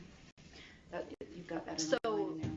Yeah, well, so the 2 consecutive years helps with that. So if they are put on alert the first year that they fall into one of these identification categories, and if they improve and the next year they are not still in that identification category, then they wouldn't fall into this and they wouldn't be required to contract with a turnaround Because before they were going like this, they were in and out and in and out. I mean, we're doing pilot programs that takes 3 years to see true results. What if it's more than 2 years? What if it does take the full 3 years to fully turn around a situation that the district or the LEA doesn't want the state to know? So I think you're highlighting exactly the tension that we have been kind of in between. On one side, there's the concern that Board Member Stokes raises, which is, hey, we've identified a problem. These schools are in the bottom. Like, local education board, no control. We're taking over. Yeah. Versus, hey, there's various circumstances that may lead to identification, and give the local education board a chance, give them a couple years, and if they don't, then the state's coming in hard. And that's the implications that are at the very end. So it was mitigating those factors along the way, trying to find the right balance. That's why the legislation changed. Mm-hmm. It's okay, breathe, Spencer. The fact that we're saying to an organization that has allowed a failed school to continue, you know what we think is a great idea? We think you actually can do it. We've got a lot of faith and confidence in you. And, that's like going down to the Rio Grande district and saying, I think you can turn your life around. And if you only had $15,000, I think you could do it. Here's $15,000, drug addict. You turn your life around on your own. What are they going to do with the money? They're going to spend it the exact same way they've been spending it, which has not worked, right? So do you believe the plan would mitigate that? I mean, the root cause analysis, taking that away with an additional lens and having some state oversight for that, we see that as helpful. We have I know, and the problem is, I don't think we have enough manpower and time to oversee an LEA, and I know how you're going to be treated. It's going to be like we've been treated by the Utah High School Student Activities Association. They came and sat in front of our faces 2 weeks, or at our board meeting, our last board meeting, and a week and a half to 2 weeks after, they went and sued us.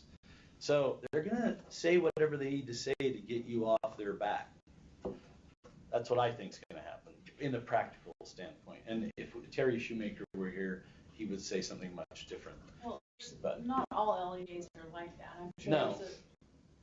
But they're the ones that have gotten themselves in the situation they're in.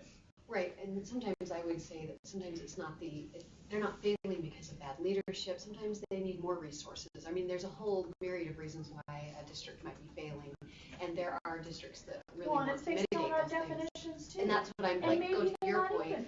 Right. It's because our definitions But are the skewed. definition says they're failing, but let's give them a chance to. But I see the tension. I mean, I see both ways. That's why this is taking so long. Yeah. No, and I do think the language you have here is you could only deal with what you were given, right? Yeah. So you've got to work with She didn't get a full deck of cards, okay? She only got Tiffany half a did. deck. Tiffany did. No, get a full deck of she's cards. got 2 decks in her Yeah. brain, but she was only given to work with half a deck. But you weren't in here for the No, I'm discussion sorry, I missed all on the where this change should originate and begin. And I know that it's 3 steps ago, but that's at the heart of my issue here. Is that the board was never given a chance to say this is a policy that we want to have change. Because I think there would have been this same kind of debate over that. Because we're prioritizing programs from 3 to 2 and 1 to 11. So I don't have time to talk about that. But anyhow, so keep going. I'll shut up. No, don't shut up. But I do want to recognize that Rebecca and Max are here who run this turnaround program. If they want to sit at the table, if there's any questions for them. So if you'll just sit at the table. You want to come up here for fun? He has a long stick. So, Madam Chair, yes. You probably then discuss this, and if I say about 5 words and you say we did, just cut me off. I keep going back to the intent of the legislation, which was we stopped at grades, and I know that Board Member Stokes and others will remember Representative Lass' impassioned speech on the floor of the House to say we can't label grades without some kind of financial support for them, without some kind of support and incentive to help them. So we're in that space of trying to do that and trying to massage a variety of political perspectives about how that should be done. Well, they could. They're unwilling to. Yes. Okay. The legislature's unwilling to give the money to fix this. That if you want to get to the root cause here, and we saying that school districts don't have resources to do this, or schools don't have the resources to do this, that's true. Yeah. And that lies squarely on the shoulders of the legislature. And I would also add creativity to that, as well as innovation and just complete faith. Because, classical learning, and I talked about this earlier, classical learning is not going to test well on the state assessment because we're not teaching classical learning in all classes. And so those kids are going to fail based on that assessment. And then we've got the assessment itself where, needs to be redone anyway. So I think it's the whole bad situation all the way around. Okay, Tiffany, you ready to keep going? Mm-hmm. So on line 183, this deals with distribution of funding and really planning for teacher recruitment and retention. This was a constant concern that we heard from schools that were identified that teacher recruitment and retention was a challenge. So this requires, is in response to the legislation, requires local education boards of schools that are in critical need status to submit a plan to the board for teacher recruitment and retention that includes a strategy and is responsive to the needs assessment that's conducted by the state. And there's the distribution method described there below on lines 205 to 212.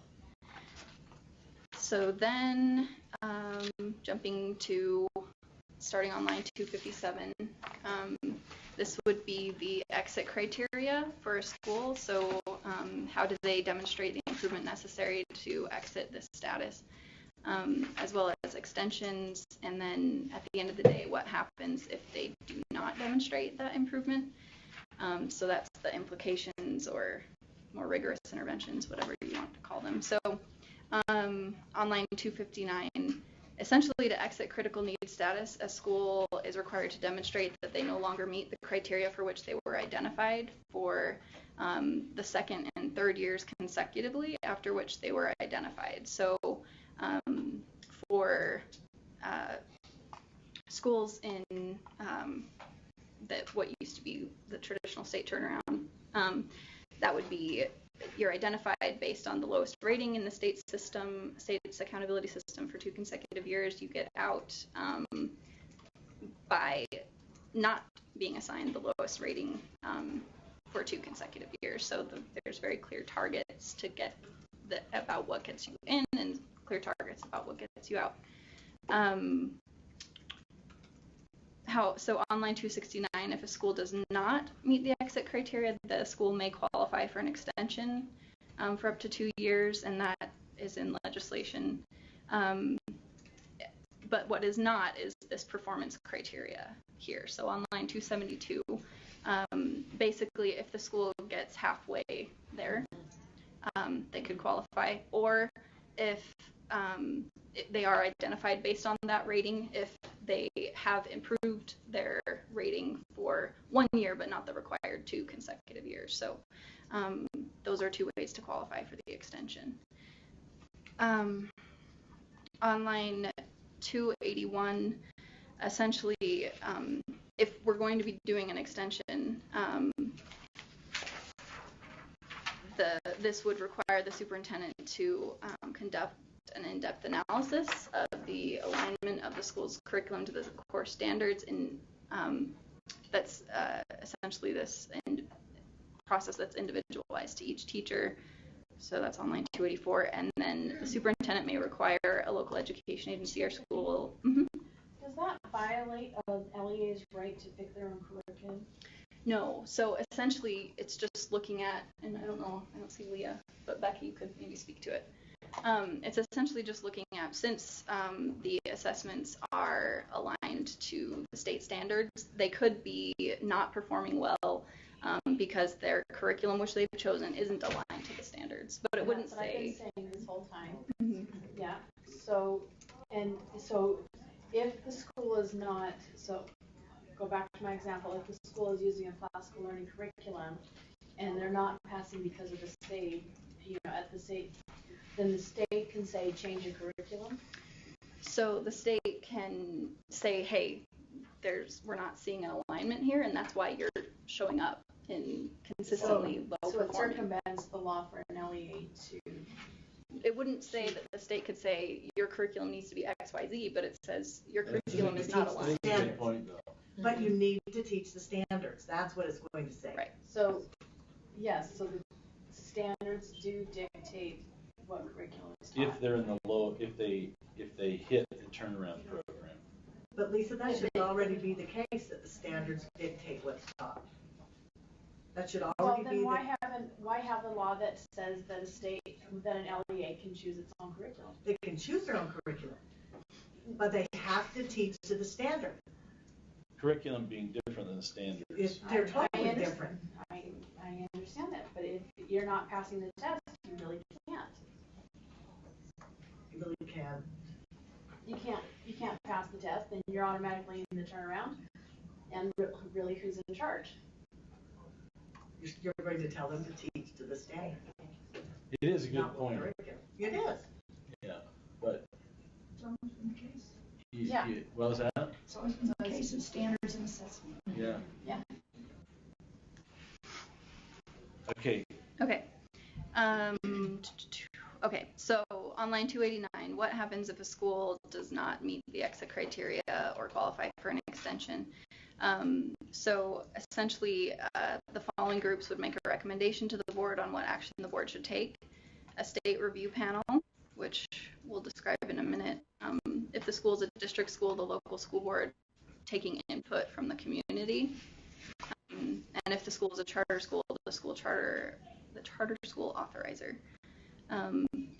So on line 298, the groups described above shall make a recommendation within 90 days on whether the board should. So these are some of the implications that law requires us to outline in rule. Hey, can I just hold there that I really appreciate the fact that it goes back to the local board or the charter authorizer and the community.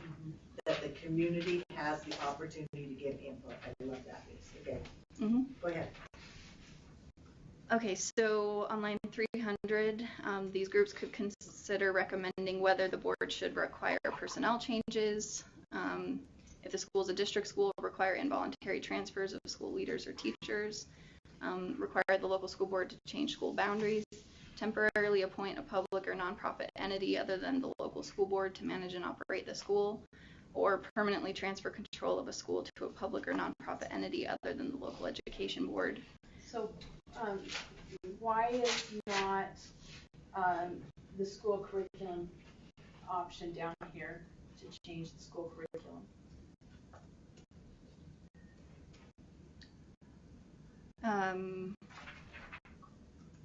Would you like it to be? Well, no, but I'm just saying if a superintendent is going to go in and say, why is your school's curriculum not aligned to the core standards, and then they're put on notice and they have these options, why is the school curriculum? So that piece is as a condition of an extension to continue school improvement efforts. It's just an analysis that the superintendent would do. So it doesn't necessarily. But as a. It's not an implication. Right. But if it's an option that would then make the test scores higher, wouldn't that? No, I don't want to do curriculum either, but do you see what I don't like? Dr. Dixon, why did you go sit back over there? The chair was comfier. So, board member Cummins makes a good point. It's just always been this way. We have standards and we have assessments that test the standards. It's been part of accountability, and as long as we have a state accountability system, it will be that way, that you have standards and assessments that align with them. We would never purport to go into a school and say, we see you're teaching this curriculum that doesn't align, therefore change your curriculum. It's just like anything else. Of when I walk into a school, as I have been a lot lately, I might walk in and see a practice that doesn't jive with my philosophy. And I saw that the other day in a school that I went, oh man, teachers doing the heavy lifting. I don't see kids doing any of the work. They're just kind of repeating what the teacher is saying. And yet they're getting results. So far be it for me to say anything, even though I may not like it. it's working for them at that school. So we would merely point out, you know, maybe one of the ideas to consider, or we've noticed that there's a misalignment. That's up to them to choose whether they want to do anything about it or not. Right, but we're talking turnaround. We're talking about an option that if they're not complying, that in 3 years, the state could take over. But there's not compliance to choosing a curriculum that aligns with the standards. That's not a compliance. That's not a compliance issue. It's not a compliance issue. Compliance is very different than analysis. So you might also look at that same time. I'll go back to your example of classic education. I was going to say literature, but education. So you might have a school that very much wants to utilize that particular curriculum. So maybe there are things also that there's teacher professional development that we might recommend that needs to occur, or maybe there are parental involvement issues. I mean, there could be a litany of things that are laid out as suggestions, but it's all about what happens in the school. So you're right. Turnaround is based on, right now, on proficiency and growth. Yeah. So in the options to do that, though, you've got, you know, to change boundaries, to transfers of school leaders and teachers. Those are the implications. Those are the implications. Mm-hmm. You know, require, you know, so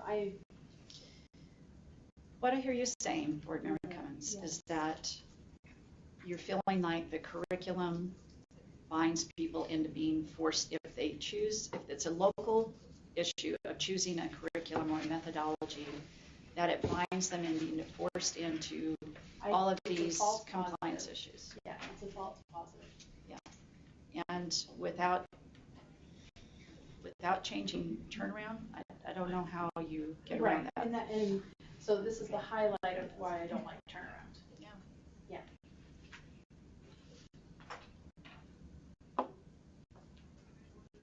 Move on. Well, it's actually deeper than that.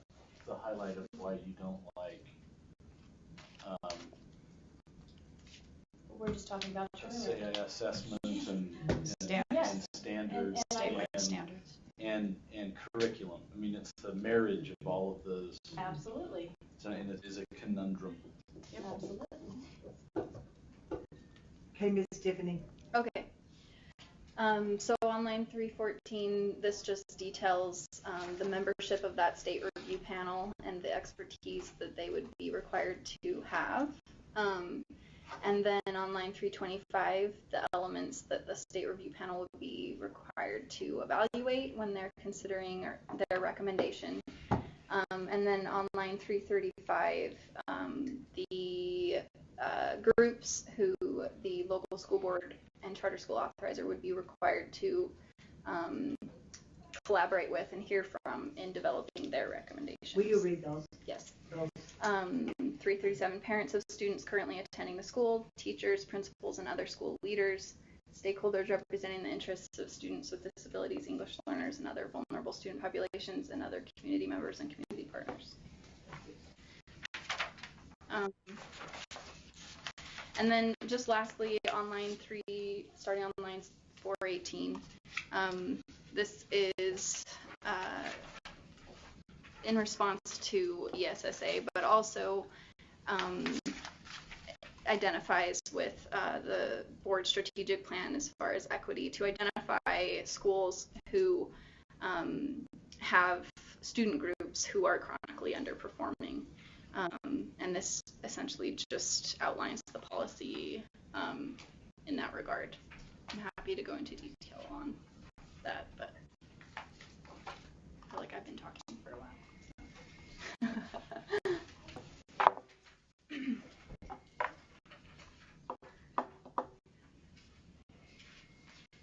Sorry. No, it's okay. I think we're okay. So I guess it's one of those that we're in this. We've got to do something. It might not be the perfect thing, but it is the best that we can do with what we have here. And just as a reminder, because we're a month behind, this will be out for a month before the board even discusses it again on second reading. And then it will be out for another month before it is on third and final. So it gives a 2-month lag for community members and people to give us communication. Before we go, I actually would like to see if there's anybody in the audience who had comments or questions. Actually, how about no comments, just questions? Do you have a question, Sarah? No? Well, Okay. I have a lot of questions. Conventions. Yeah, so we can put both in Okay. category. Come on up. Here, sir, you can No, I'll pull this one right. Such a good word, actually. It is. Questions and comments. Sarah Jones with the Utah Education Association. I really appreciate the deep discussion today, and so all of my questions and or comments are more on kind of the technical pieces versus the philosophical piece, but I appreciate where you guys are with that philosophical discussion. So these may or may not be pertinent as your discussion goes forward, but these are some of our questions and concerns. On the first page on lines 15, 16, and 19, it references low-performing school, yet low-performing school is struck from throughout the rest of the rule.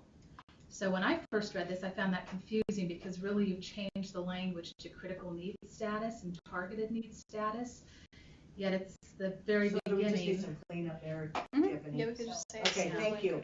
Thank you. The next thing We're is... trying to be nice. Yeah, I appreciate that. And so there wasn't a definition of critical needs or targeted needs. I mean, they were kind of in each section described, but a definition of those might clarify things as well. Kind of a bigger issue is on page 3 on lines 91 to 93. So this is where it's that decision of rolling the ESSA categories in with the turnaround schools, because as I understand that, it's saying that these critical needs schools, the turnaround and the ESSA schools, are going to be treated under the same provisions of turnaround, which includes all of the implications, the consequences, and that's, as I understand, expanding the consequences that are articulated in code, state takeover, charter management, contract management, to a new category of schools. That those ESSA categories, unless federal statute requires you to do those things, is applying the turnaround consequences to new categories of schools. So can I clarify Yes. Is that correct? So the state law just authorizes the board to take those actions. It doesn't require the board to take those actions, those restructuring actions. So we've been given the authority, and then the federal law just requires the state to take more rigorous interventions, and it's not much more specific than that. So the language at the end is, the hope is that it would align, because we have broad discretion. So it should align to both sets of schools, because we have that broad discretion of what that looks like. So when the turnaround law was originally passed, it was a sea change in giving the board this authority to convert a district school to a charter school or other actions. And that's been something that's been a concern. And so this would be saying not only turnaround schools, the board has that authority, but now it's a category of ESSA schools where the board might never want to take that action. But this is saying we are giving the board that ability, and this is going to the exit criteria on lines 304 to 307. 306, permanently transfer control of a school to a public or nonprofit entity. And it's That's not the last just... one. Right, and I understand that all the dialogue leading up to this has been, we don't want to go that route. But it really is adding in not just turnaround schools, where the code requires you to consider that, but the ESSA schools, all these But Sarah, different did you not categories. have that ability So, and capability to do that all along the way?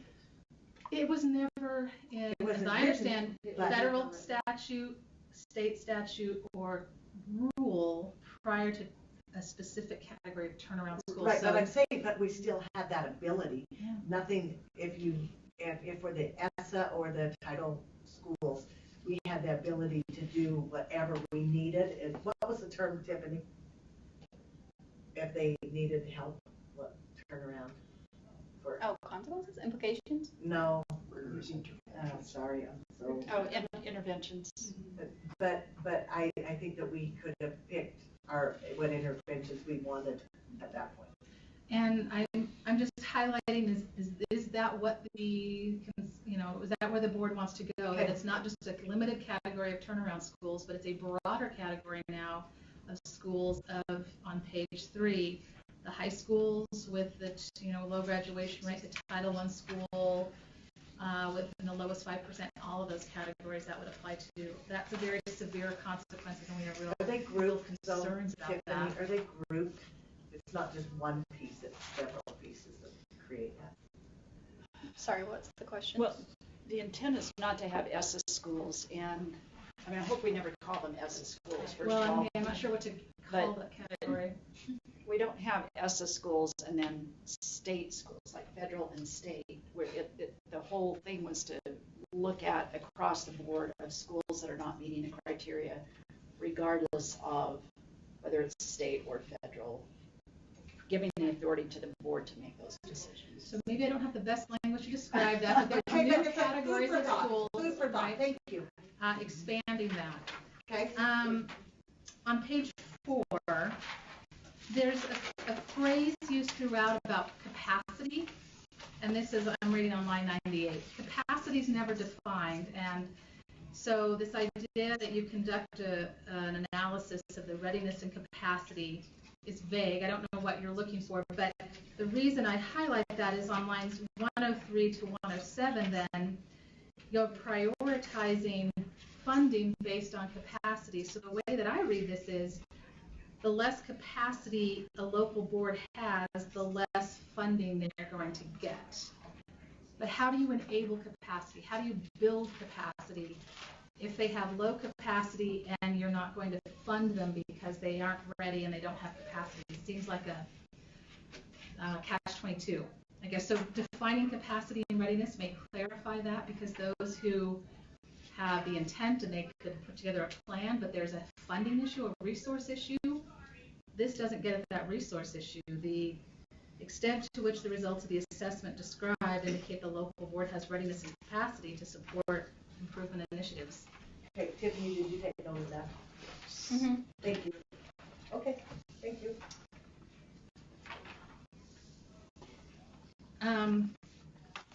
More of a question, I guess, on the funding distribution piece on page 6. So there's a baseline amount given to every school. And it was a question about why $240,000 versus $210 or $300, and why $30,000. Is the baseline attempting to kind of get at a certain percentage of funding that gets to every school, and then you have a certain percentage left as discretionary? So the base amount needs to be sufficient to contract with the turnaround expert, because that's required by law. So that amount is reflective of looking at what was charged by the vendors or partners from cohort 1, and adjusting it from there, because it's, I don't know if I want to get into all the specifics, but for example, adjusted a little bit downward for these turnaround experts will now be contracting for 2.5 years as opposed to 3. So that's one piece, and also they won't have to conduct the needs assessment anymore. The state would be conducting that, so it's adjusted downward just for those pieces. So I guess the question really was, there's a baseline amount established. Is there a sufficient amount left in this discretionary funding so that you really can get at the individual needs of students? Because every school gets a baseline amount, regardless of the number of students. And that first cohort, you had one school that had 50 students and one school that had 1,000 students. They're getting the same baseline amount, which I understand that procedure, does this reserve enough discretionary money to really get at larger schools or schools with really extreme needs?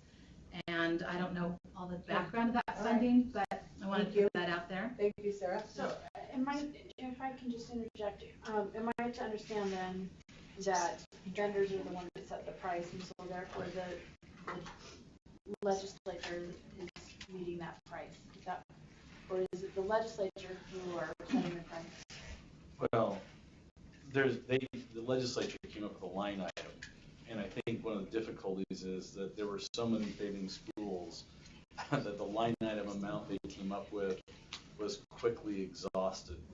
So they're trying to, this is more of a funding, figuring out how to deal with funding, because I think that is the biggest problem right now. Right.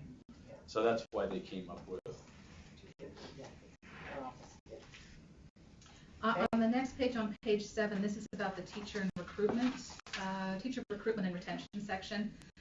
So it just says on lines 188, a plan, a strategy for that, and then it goes into those initial cohorts of schools in lines 192. And I had a question really about line 200. So for that initial cohort of schools, may include a stipend for educators who work contract hours to implement strategies identified in the school improvement plan. My question was whether that was legislative language, and that's why it was written this way. Does it need to be, do you need this permissive language? Because if you're doing a recruitment and retention plan and they're not providing pay for work performed, that's not a very good teacher recruitment and retention plan. So does it need to be phrased this way? I know you hesitate to use the shall. But I think we did it non-contracted hours because it's in addition to what they're doing. Right. So do you need to be permissive that way? Does it need to be in there at all? Because it's legislative language and we don't really have any control over it. It looks like Tiffany's saying no, yes. So it's actually not in the Okay. legislation. But this is an interesting one where it doesn't need to be there if it's just permissive, because of course it may include whatever they want it to include as long as it's responsive to the needs assessment. So this is a nudge, which usually isn't something that you put in rule, but there's been a lot of misperceptions around this, thinking that this is only for bonuses. This is for salary bonuses and things like that. And actually the original thinking was that, one of the challenges with all the funding going directly to the turnaround experts and no other funding being made available was that educators who are having to spend non-contract hours doing the professional development aren't getting paid. And so this was an attempt to provide some of that funding up front and for those educators. That's helpful. I think that could really be clarified and strengthened. Okay. Sarah? No, those are good questions. Yeah, just to add a point to that, I think your question is really important. And in addition, we had got feedback from teachers who, in the prior, where there was sort of this forced bonus, there were teachers who said, "Don't do that. Like we would rather have the money up front for professional development, or we'd rather have it for resources." So providing some local choice for that rather than sort of this blanket of how that money would be used was feedback from teachers. Yeah, I can understand that. I think this really just needs some clarification on that. Let's see. I guess I already spoke about on page 10 this issue of putting all schools, school improvement, with this permanent transfer of control. And I know that this is a must for code for turnaround schools, but something for the board, I think, to really consider how they want to expand this to other categories of school. They're a nonprofit entity, or even a public school that's a charter school, would be taking a school where the public has an elected school board that they are able to impact or influence or work with, to a non-elected board, governing board, or I don't know what a nonprofit entity, how you would even interact with a nonprofit entity as a parent, as a member of the public, what that looks like. So that's a concern. And then just a very technical question on line 311. That's just an incomplete statement because it says on whether the board should, line 311, other action. Yeah, take other action. On page 11, this is under the state review panel on line 325. So it has them consider many, many things. I think one of the things that really should be considered that's not listed is whether the school had adequate funding to implement their school improvement plan.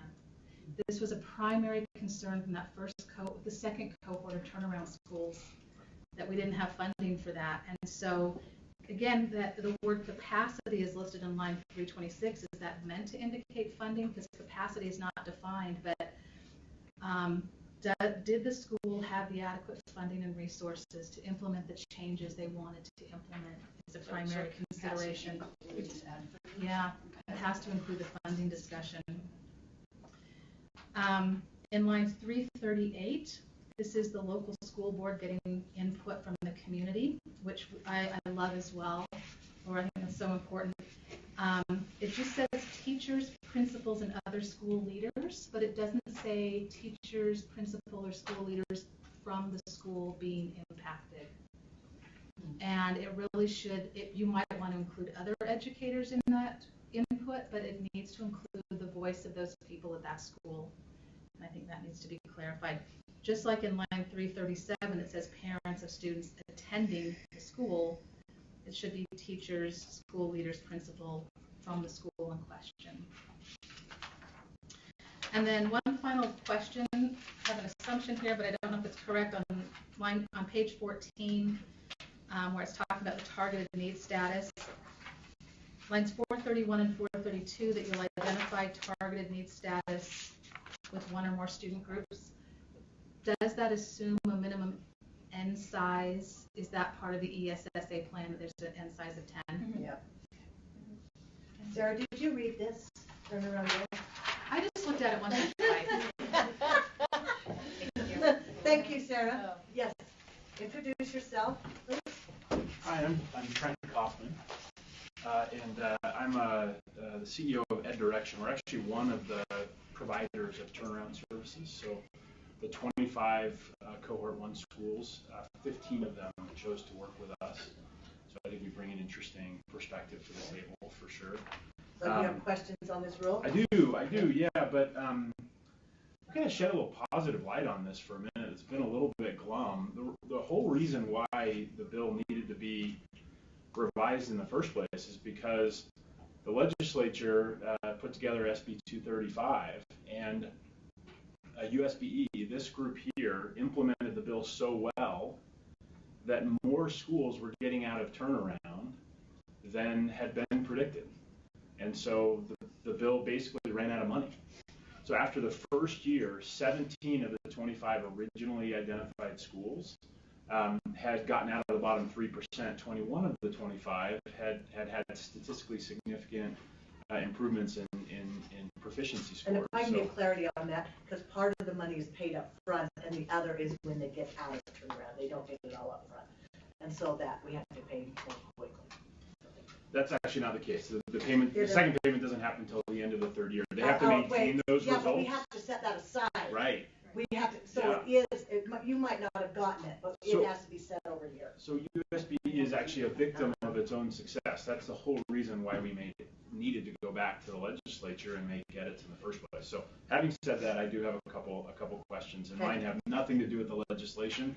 I think the process that USBE and the legislature went through on SB 234 was super transparent, open, collaborative. My voice was at the table, many other voices were at the table, so I would not complain about what's already written at the legislature. But I think there then begs two questions about things that were changed in rule that weren't mandated by legislation, and it begs the question, if we're succeeding and if it's working, why make these changes? The two are, line 97 talks about what to do in the case where a district has either 25% of the total number of turnaround schools or 5 or more schools. I don't even know how to respond to this one. These are the districts who have the most failing schools. I would think they need the most help. So I'm concerned about that point. You want me to stop there or go to my second one right away, Chair Bell? No, but I actually find this to be very delightful, because then we're asking, what can we do to help you in these areas that are so struggling? What can we do to support you? I don't look at that as a Oh, maybe I'm negative. misinterpreting. Maybe Stanley could clarify what the intent is of those bigger districts with more identified schools. And actually, maybe Becky or Leah could speak to, because the suggestion to actually prioritize school improvement funds to LEAs who demonstrate a readiness and capacity to support school improvement efforts was from the school improvement team, and so I don't know if I should speak to that. Do you want to speak? I wanted to sit in this chair. They're not really comfy, are they? So part of that came out of the efforts that we were working on for the past year, trying to align school improvement across the agency. So there weren't competing systems. Schools weren't being double identified as being in state turnaround as well as being identified under the federal categories. And so one of the questions that arises is, when a district has a lot of schools that aren't performing well, what efforts is the individual LEA making on its own to provide additional support to those schools? Because what we were seeing in some of our large districts is they want to treat all of their schools the same. So it's the idea of equal versus equity. And so you have schools maybe that are in higher socioeconomic locations, other schools in very high poverty locations, but the district wants to treat all of those schools the same way. So they aren't really prioritizing the staffing needs for those high need schools, or prioritizing, for example, many of those schools receive Title I funds, but the district again looks at all of their Title I schools, including those that are their very highest poverty, the ones that tend to be identified for improvement, but they're giving the same per pupil amount of Title I funding to all of their Title I schools, and not saying, you know, we have this really high need group of schools that are really high poverty.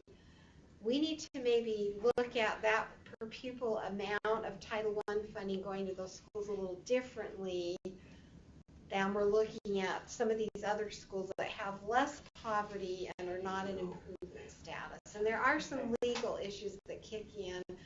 They have to rank order their schools. It's okay. We're yeah, you don't need to get lost in all the weeds, but today. that's kind of where that came from. But I also will relook at that as well, and look at that. Yeah, the primary concern. Stay here, Rebecca. The primary concern we would have. I've got 5 of my own children attending the school district at hand here. The only one that's remotely possibly likely to be in this situation. Is if they're given too much discretion over precisely what to do, that's the exact same entity that created the conditions where the turnaround schools were, surfaced in the first place. So I just get nervous about that. And if I may, Chair Miller, I think we're trying to say the opposite. So if we could get well, the wording superintendent here is the state office. It's Dr. Dixon. It's here with a capital S. It's Dr. Dixon. Oh, I may have misinterpreted. I'd be happy to chat with you guys offline. Okay. All right. Okay. Awesome. Great. We're on the same page. Second is, again, I'm focusing on items that aren't legislated. These are items, changes we're making to rules and to a program that's been super successful, and don't want to make changes that make it unsuccessful. And when Senator Niederhauser, he actually invited me in 2014 as he had this idea to come sit with him. I think actually Stanley was there at the time as well, maybe the year after. And so the intent from the beginning, there wasn't a lack of understanding that there was already a Title I school improvement program happening within the state. Folks were very aware of that. The intent was to create a different program And the different program was to bring in outside experts who have an outside lens, who've been doing this all around the country for decades, to come and help schools implement their plans with real fidelity. So what we do, for example, is we're with every teacher every week. And the goal there is to get real practice change. Okay, so where's your rub in here? Line 152, well, it's actually all throughout. It's the idea of rolling all of this stuff together. That Sarah said. And it may work. I'm open to it. We've got great staff at USBE that manages these programs. They have good processes in place, but I'm telling you, the schools right now had a little bit of autonomy. The turnaround experts had some autonomy, and kind of do things, whatever would have the biggest impact. And rolling it all together means that these turnaround schools are going to be under some of the same planning requirements and professional development and meeting attendance and regulations that all of these other schools are under. And that's just not the case now. I'm worried about. I'm just frankly worried about. Okay. Can I just clarify something really quick? So on lines, somewhere, it actually kind of requires that the other categories of schools comply with state turnaround. So it's kind of the opposite in my mind of what the concern that you're raising. So more discussion on what other elements may. The premise of the state turnaround bill is bring in outsiders. Yep. Is that what you're saying for all of Title I schools? So for all of Title I schools, they would all have to, go through the needs assessment and the school turnaround plan and have the turnaround committee in place and all of those pieces. The only piece that the non-turnaround schools wouldn't be required to do is the turnaround expert piece because of funding and all sorts of concerns. So that's really the only thing that's in Niederhauser's bill early on is the outside expert. So what we've created for state turnaround, it's very similar already to what the Title I schools are under. So I could be misinterpreting there. I worry though that the flexibility for these schools to have impact will go away, given that it's been a successful program. I don't know why we're tweaking it. Could I suggest that we sit with some are turnaround experts. Yeah, and maybe more than one group. Yep. Yeah. So that would be great. And maybe Sarah would like to have a conversation with that as well on that piece. Mm-hmm. Okay. Great. Thanks, guys. All right. Okay, so I am hoping that we could, I know it's not perfect, but I'm hoping we could move this forward to get at least rolling and then take in and out pieces, but that's going to be up to you. I think we've got kids who need to be taken care of that falls. So I'm looking for a motion. Motion would be, because you got something different than I do. I don't have anything because I don't know where I put my glasses. Yeah, right. So the motion would be to move this forward on first reading. On first reading. Right. To the full board. To the full board, and in the meantime, do I want that as part of the motion? You don't need to have that part of the motion. We're going to do it. But we'll do it. We'll do it. I don't think it needs to be part of the motion because we're going to do that. Okay. And I want to do that. Because there's some important things. Well, we can invite all of, even if our whole committee wants to be invited to those discussions, and if who can make it, makes it. Who can't. Okay, so that's my motion. Move this forward to the full board with a positive recommendation. And we'll continue working on this. Okay. Any other comments? All in favor? Aye. Okay, Sharon. Well, that was a really strong. That was a big lift. I knew that. Well, I knew this was going to be a big lift. Okay. Thank you, everyone, for your comments and for your thoughts here. Ms. Tiffany? Yes, thanks. Thank you for all your hard work on this. Seriously, I know how much work on this. Thank you. All right, we are on 312, writing assessments. Are we doing this one today? Yeah, just because Oh. time to 11, right? Right, it's on there because it's already on there. Because it was already on the agenda, but, This is just but for, yeah. this is 3 through 8. So Patty, are you going to do this? We got Jared right here. Oh, Jared, I didn't see you. I always see you. She can take Jared. That was a great advertisement, wasn't it? Sure. We should talk about this. Okay, if you will introduce yourself. Sorry, so just to clarify, so you just want to talk about 3 through 8 writing? Because if so, we could have that discussion during the rule session. If you don't want to talk about. Let's do them together.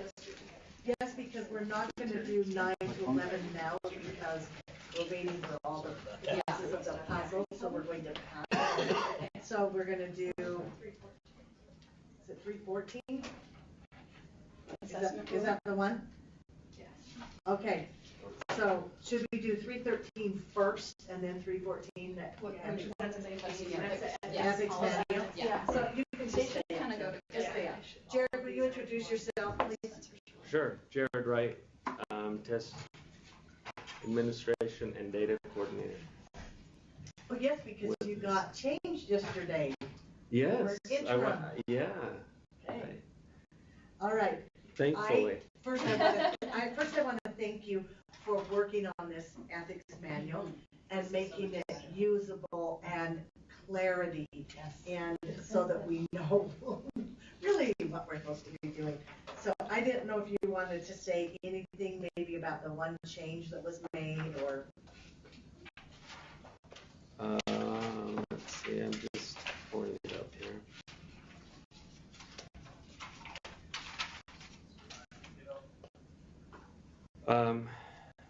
Let's see. Well, is there anything maybe turn you it to want to committee clear? and see if they have questions? See if you have questions. Okay, so if you look at it here, the testing ethics policy is first, and then the manual. Then you got the manual that goes out to teachers. Okay, I so like this. I like it so It's much got too. live links. Yes. I just think this is going to be so much better and so teacher friendly. Yes. Did you see any angst or rub? What did I don't know if any of you have any problems with anything that's there. There was a section on examples, and I think, I can't remember, I can't find it right now, but do we need to add just that one that I think is happening a lot, where an inappropriate practice would include exempting students from final assessments because of performance on. That's a big one, and I think So that might be page good. 2, towards the bottom, or 3. Let's see. Yeah, I thought I looked through and didn't see that. No, I see what you're saying. I I'm not just sure want it's to in clarify. We're on 3. Meaningful activities, and then. Wait, just at the bottom of 2. Right. On On the test ethics policy. Yes. No, test. Yeah. Right here? Bottom of 2. Okay. Exclusion from honors course, parties, gifts, giving candy bars, students with parental exclusion, watch movies. I didn't know if that's where you should say excluding students from a final exam because of performance on that. Yeah, do you see what she's saying? And I think That's what, missing it. that's a gray area that some of us are like, well, So- what if we, you know, What if we kind of lead, you don't want to take this today, do you? or just even saying, if you score a 3 or 4, you don't take the final exam, but it's not going to hurt those kids who didn't take it because we're going to, we're just, anyway. Right. That's a very, teachers are confused by that. Right, so what are you thinking should be? Well, So where should we put it? So some let's put that examples in of inappropriate practices include, Yeah. but are not limited to, excluding students who are proficient on stage test from The final. taking a final Makes it, class okay. exam. That's a reward. Because everyone has to take it, Right. and they're letting the And other ones out. Teachers of it. are gray on that, and Right. they're not trying to Okay. break policy, but they just need clarification. That's that really we can't good, do it. Jen. Yeah, that's really good. Okay. Exempting I them. want to do a But the reward. kid is exempting them. Yeah, the reward is exempting. I did have a question that maybe you could clarify. So this has been discussed as we brought this, whether we whether we just allow LEAs to go with the 16, 17 version that they've already done the training, they've already done that with the policy, and we use this updated policy moving forward for next year. So that's what I'm wanting to know. Well, and we talked about this because if we put this out and say this isn't now, then everyone gets confused, do I have to do it or not? But if you don't put it out, then you have that clarity. I would prefer, as a teacher, I would prefer it, because it's not saying anything different, it's just clarifying, right? Okay. Because it's still based on the same rule. Okay. And so to me, and most teachers, we have it in our inbox to look at, but we're not testing yet, and so. Well, except elementary Well, I know, has that's already, true. so they've already True. gone through this whole thing to Right, get and the we devils in the have, key. but for like the final, that's when some of this stuff's gonna come to play, is like, have you reviewed your testing ethics manual? I just think it would be good. Is there another process other than making a teacher do that? What, I don't know. It's just sent out in an email to us for the most part. I mean, at the beginning of the year, we check things off, we look at our PowerPoint, but most of us review it before we test. And this would be great, like as a department head, I could go to my department and say, hey, let's read through these things before we go into testing season.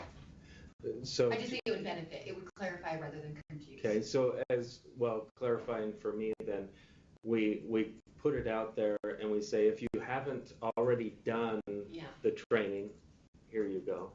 If you already have, I think no? either everyone has to redo it or nobody redoes it. Or we just put it out there as, here it is. Yeah, And we're is not it requiring them to train necessarily. Maybe it is. We're just providing it. It's so almost. Here is the new testing ethics manual effective as of. And then if they've already trained, districts can choose how they do it. Okay. Let's put it at a district level to choose. But it's put out. Okay, we post it, we make sure we send it out to the people that It need needs it. to be. Yeah, this will be much more clear. Definitely. They'll Well, and appreciate that's it. the idea, hopefully it's better than what. I will, as a leader in my school, I will redo. I just want you to know I will redo. But that doesn't mean everyone will redo, but this is now the updated manual as of, which is probably going to be as of November, because we want to give this to the board on third and final reading. And it's not like it's changing the rules, it's clarifying them. Yeah, it's not, no, it's nothing different. Yeah, that's what I'm saying, is it's not If like, this was some whoa, we big have a new change. rule, and Right. so now you have to do it completely opposite. It just builds on the training you've already had. Yes. So, So I appreciate that piece, Jen, that was real clarity, yeah. May I move back to the previous thing, and I'm sorry this is looping back and shouldn't be. No. But one of the reasons, as I'm thinking about it, that we didn't have being exempt from a test, is then it brought into conversation, is a test punishment then? I know. Or is a test a reward? I mean, and so that was the whole thing is, what is the perception then of what testing is in a class? So if we say a reward is being exempt from a test, and we're saying that a test is a punishment. Just wanted to put that out there. If we use, But we need to have something in there that says that if a final is given, every student needs to take it. If a SAGE is given, I mean, they don't have to take it, but if a SAGE is given, that's a requirement. Just the word. But no, I had trouble So with. we just, yeah. we're gonna need As a some teacher, wording I'm now. like, well, this person has already demonstrated competency. Why should I give them Why another should I give him another one? And I would actually love to do that as a teacher, but I don't want to break the law, you know? So if it's not in there, I might think, oh, I must be able to do it. That was the only thing is what is the perception? But if we're okay Either with it's that, just being aware, then we can. What do you think teachers would want? I think I they think want most clarity. teachers would like. What'd you say, Linda? Not to test twice. Yeah, they Right. would. The student shows proficiency on stage. I and you totally talk to them, agree. or so when Okay, you're but English how do and we not use that as a punishment? Because why can't that be an alternate to the final? Right, and why can't that be the meaningful educational activity? Right. They If don't- the student opts out, you can still have Because you know what, in our quest to be equitable, Yes. we're gonna force the kids that have to take the test to test twice. Yeah. Why? Yeah, I mean, if agree. we're all about equity. Sandy might have words for us. Okay. She might have. In my mind, it seems like the provision that would create an issue here is the may not include exclude scores from a SAGE assessment in students' grade. So, oh yeah, that's true. But so what if you don't have, because let's see, I'm trying to think of this. So you don't include the SAGE score, but you just excuse, you put a little X in your grade book, so that final test, like the SAGE score isn't going to their test, but they are excused from it. So it doesn't affect them positively or negatively. So it like lowers but the it number removes, of points that are possible. because they've already taken For the that test. student, Right. but not for all of them. Right, but then those who have to take it, because we don't have a measurement for them, that's what I want to do as a teacher. I want a final measurement, so I can pass it on to the next grade. Right. But I already have one of those who took the SAGE test. Yep. That's what I would love to do as a teacher, because it gives me valuable information and it gives the kids valuable information. Right. But I don't want to break the law. Because we really, is there a way to do it that teachers can, do you think we can find some verbiage? Yeah, could we? One, either or, rather than cannot? So then if it's not included in the student's grade, it's back to Patty's, where it could be conflicting with may not reward. That's what but maybe not, because it's not put it in there at all. Just because you're like, but when I saw it wasn't yeah, there. I know. Maybe I can't age opinion. That's the hard part. On whether Where it is Brian? Well, it may need to be intervening, or maybe I can go grab him. Okay. I don't know if you can get one that quickly, but Should demonstrate competency in it. if the board is interested in allowing that, if it's not conflicting with state law, then we could pursue that. I think we just need to Problem make is, sure I think it is conflicting. Is it something that's not reward or punishment, but something that says can demonstrate competency or must demonstrate competency in another way? Something that's not in reward or punishment, but it's. But you're using SAGE as that competency. Well, what if, I know. So like we talk about parent choice, but what if parents say, yes, you can use SAGE on my They child's can opt grade. in. You can opt in, because I like isn't that that idea. parent choice? And Yeah. it's just student sample of work.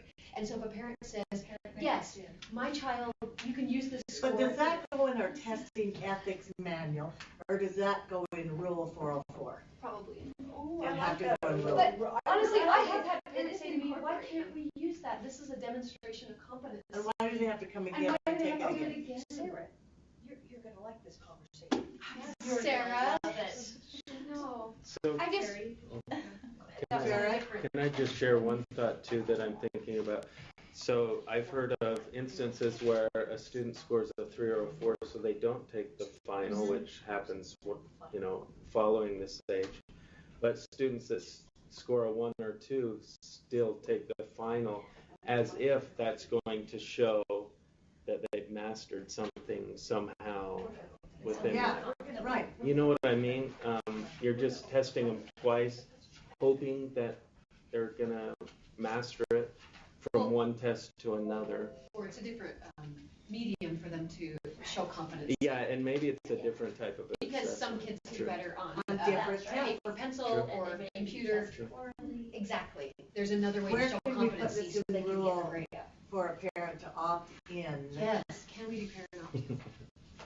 It's just actually a student opt-in. Holy Hannah. This is like This open is- a whole window. I've been thinking about it, and I had to talk to me, and I just, it would make it meaningful. We're never gonna have a testing ethics manual. I know, but I just, pass this forward. if we have to do the test, let's make it meaningful. And those who don't want to opt in, they don't have to. But there are a lot who would, because they have to go through. Tiffany, you think we can do this? Yeah, Tiff. We got 2 different cards in there. Well, I'm not an attorney, so I feel like I would need to opine on whether. No, I'm talking about, is there a way to write this? That's what I'm Sure, asking you. of course. You're a parent. Yes, Yeah. definitely. Well, sometimes there's not, and you'll tell me. No, I there don't- is. I don't see, Definitely. on this one, there is a way Yeah.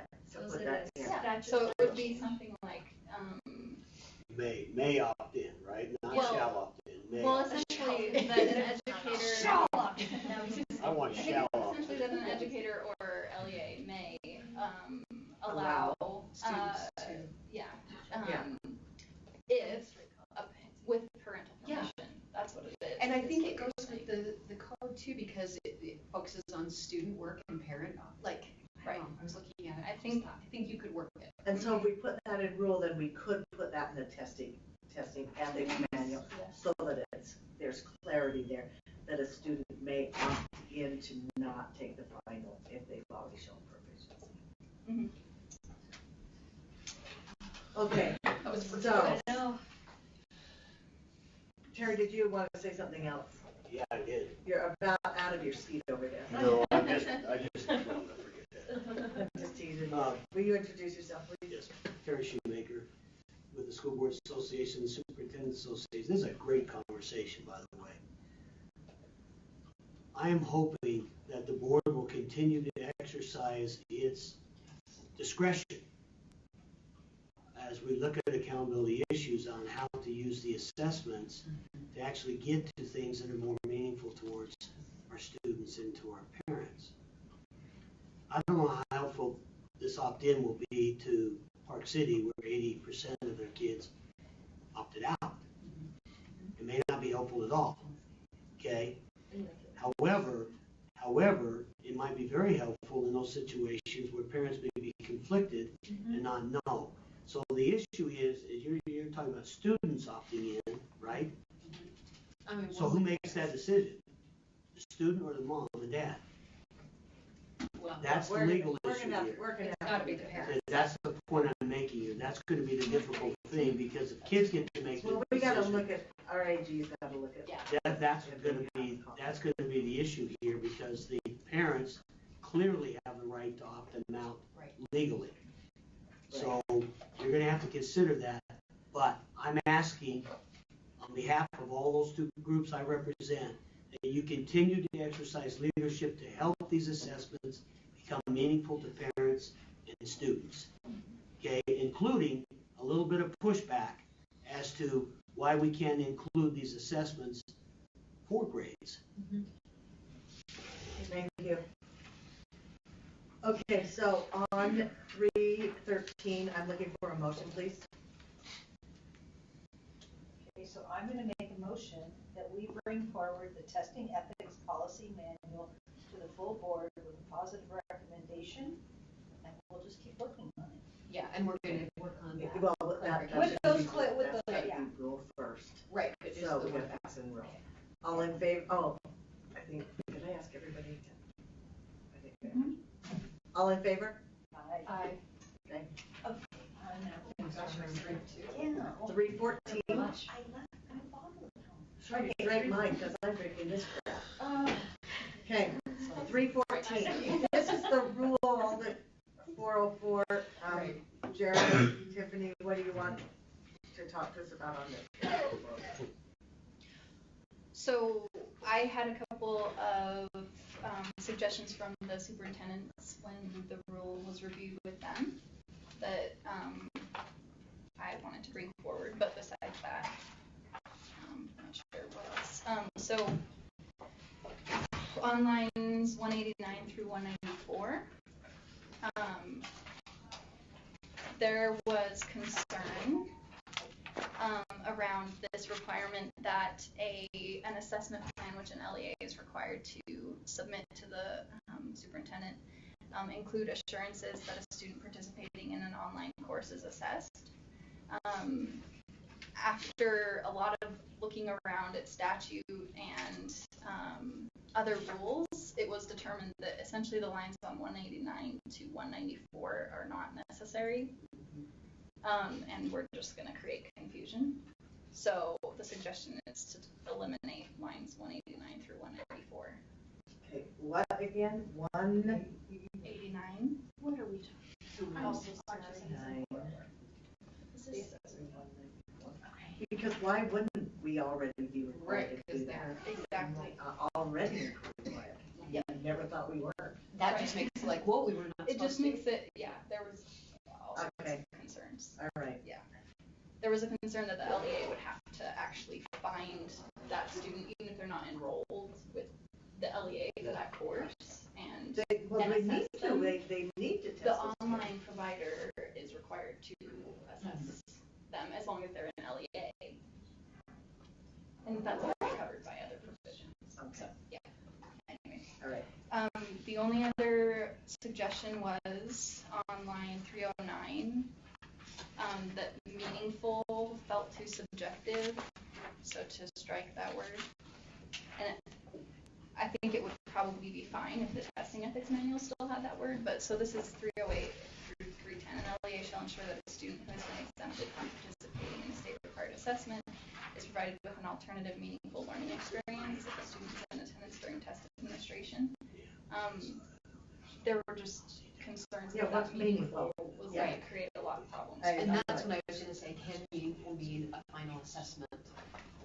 Right. And can that be interpreted that, but right. Does it need clarification? Yeah, and so just eliminating meaningful, but then where there is some clarification, I believe, is in the testing ethics manual around what this means. We have some examples. Yeah, some examples.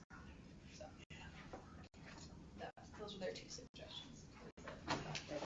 This has been another rewrite, so you could see that maybe some things where people have rubs and angst are not in here anymore, and some of them have been given clarity. So, any questions by committee? Did we?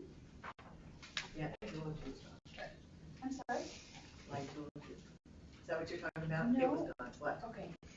That, from before. This has nothing to do with the writing one, is it? No. No, okay. No. Multiple things going on No, in my head. but we do have the writing piece in here. Okay. We do have the writing piece. Yeah, we were writing. It's 59 through 60.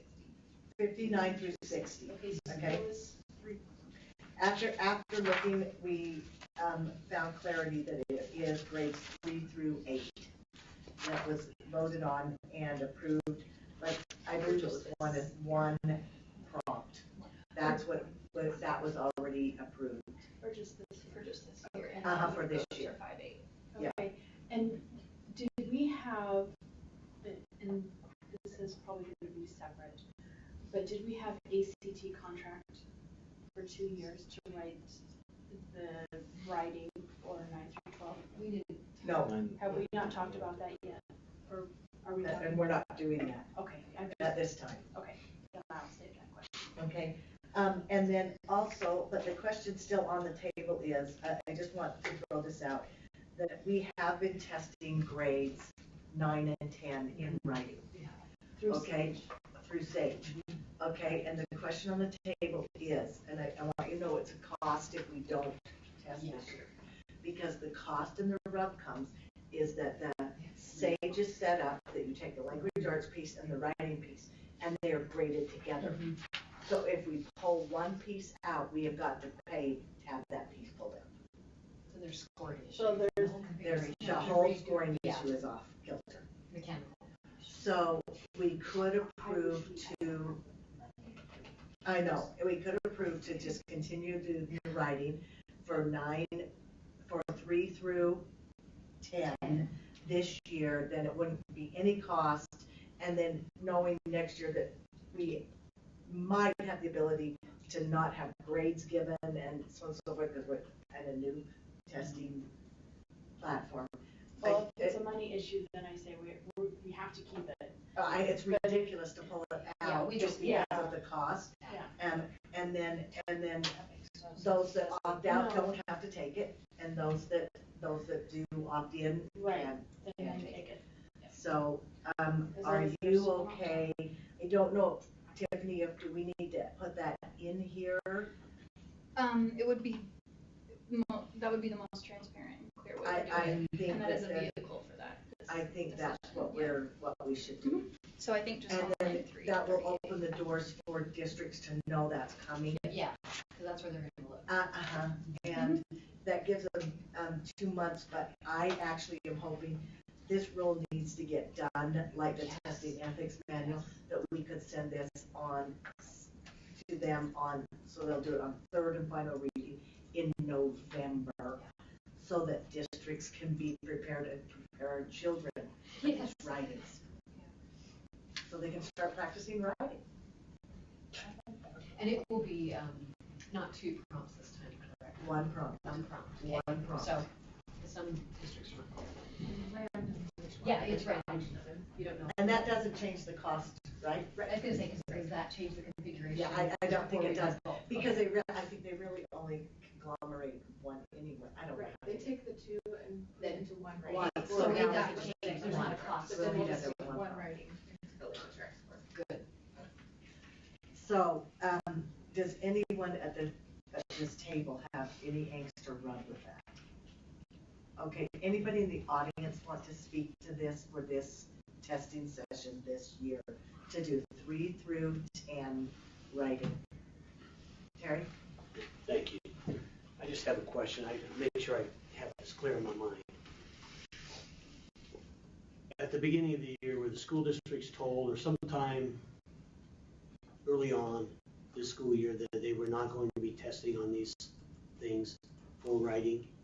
And were they told that earlier? I'm absolutely sure they were told that, because we had voted to do grades 3 through 8 with one prompt. So, and 9 and 10 were going to be ACT. Yeah. That's kind of my point.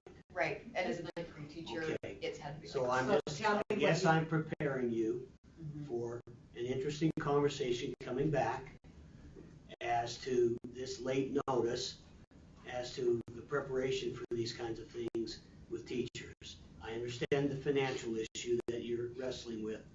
Just know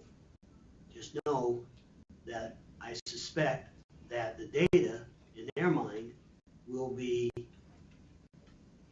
maybe not as good as it could be, simply because they were preparing differently for ACT and other kinds of things.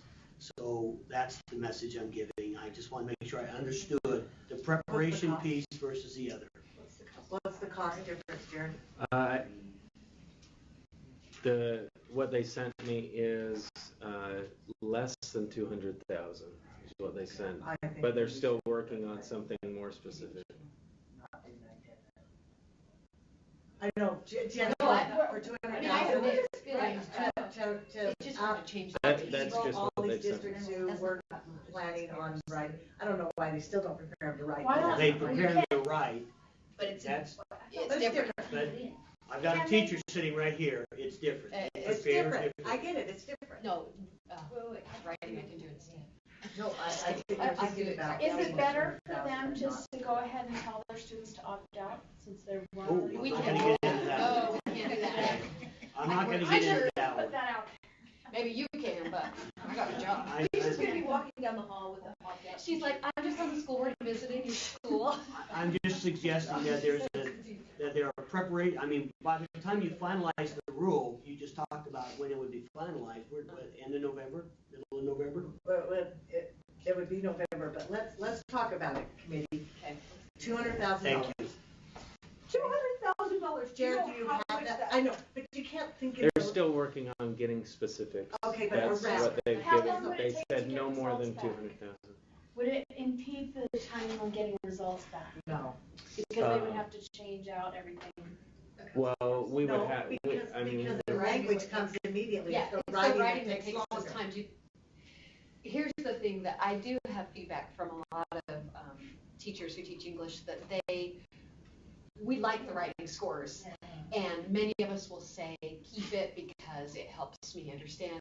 What I have a hard time with is that you plan differently when you know, and so we've already been like, whoa, not the ACT. Whoa, not so that. So come over here, let me do that. Okay. No, you've already been doing that. You were already on the board. I was like, oh, why do you think I'm here? You demonstrate that so well, I didn't need to say a thing. Thanks, Terry. Anyway, so I don't know, almost just for the sake of respect. Yeah. I would say, Say cost is 3 minimal. through 8. We're Okay. going to respect what we told you. You may not like it. It's up for. We don't know what we'll do in the following year, but this year we told you this, and we're Okay, so actually we are doing what the board voted last year to do grades 3 through 8, and that's what this represents. Right. Okay, this row.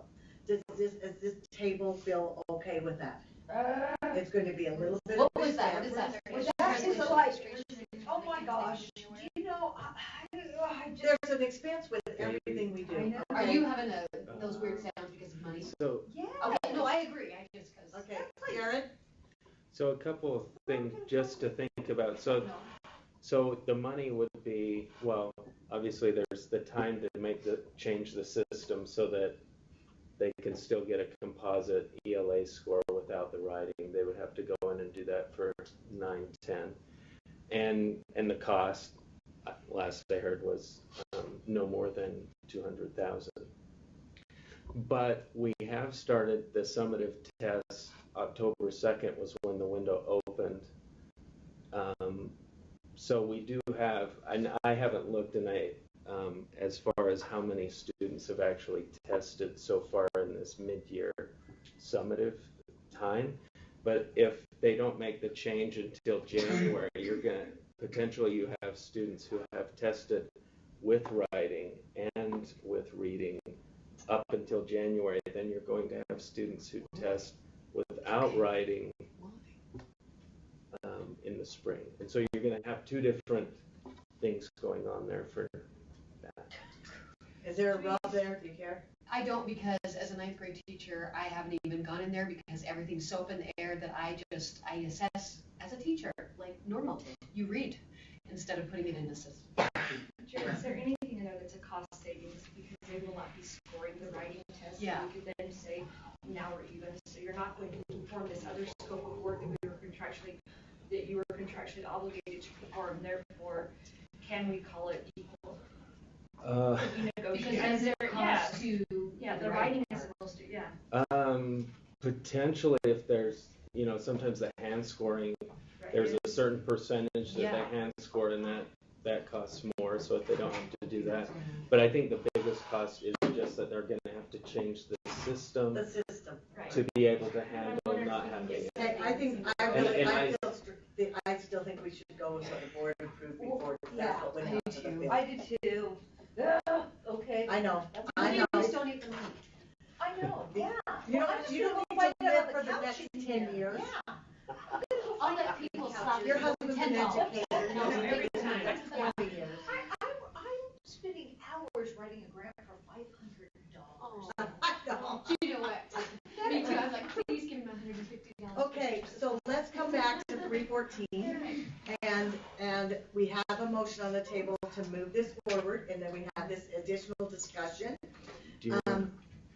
Sorry. Oh, a question. So when we went from ACT and then went back to, the board voted to stick with SAGE, I think most of the LEAs, when they realize we're sticking with SAGE, know that writing is a part of SAGE and are planning for writing with SAGE. So I don't know that that's a... Well, we have a whole month to get information on that from districts, don't we? So, but I think we should send this to, I think this is exactly what Terrell did, that we're sending it to the board on second and final reading for November. So now we have 30 days to get feedback, get it changed, get it cleared, and before we vote on it. I'm going to sit here today, this afternoon, and email my language arts Teachers and see what they want. I will too. And 10th graders. Check on them. Yeah. I told them about that. Okay, all in favor? It's an aye. She has an aye. Okay, so thank you. Let's go quickly back. We have digital teaching and learning. Sarah. While Sarah is coming up, did you notice yesterday that the new proposals were on our consent calendar rather than coming here? And I told Sarah to do that so that we could keep things moving for them, because we can read their proposals anytime we want. Okay. And if you have trouble with that, we'll do different. No, I think we're good. Thank you. Okay. Hey, Miss Sarah. So I apologize, Sarah Young, coordinator for digital teaching and learning. I am ill, and my medicine's worn off, so if I'm a little shaky, I apologize. For today, I'm excited to tell you that we're bringing on new LEAs for digital teaching and learning. We have George Washington Academy, North Star Academy, Ogden City School District, which brings us to 40 out of the 41 school districts participating in digital teaching and learning, Success Academy, and Wasatch Peak Academy, with a planning grant going to Bonneville Academy.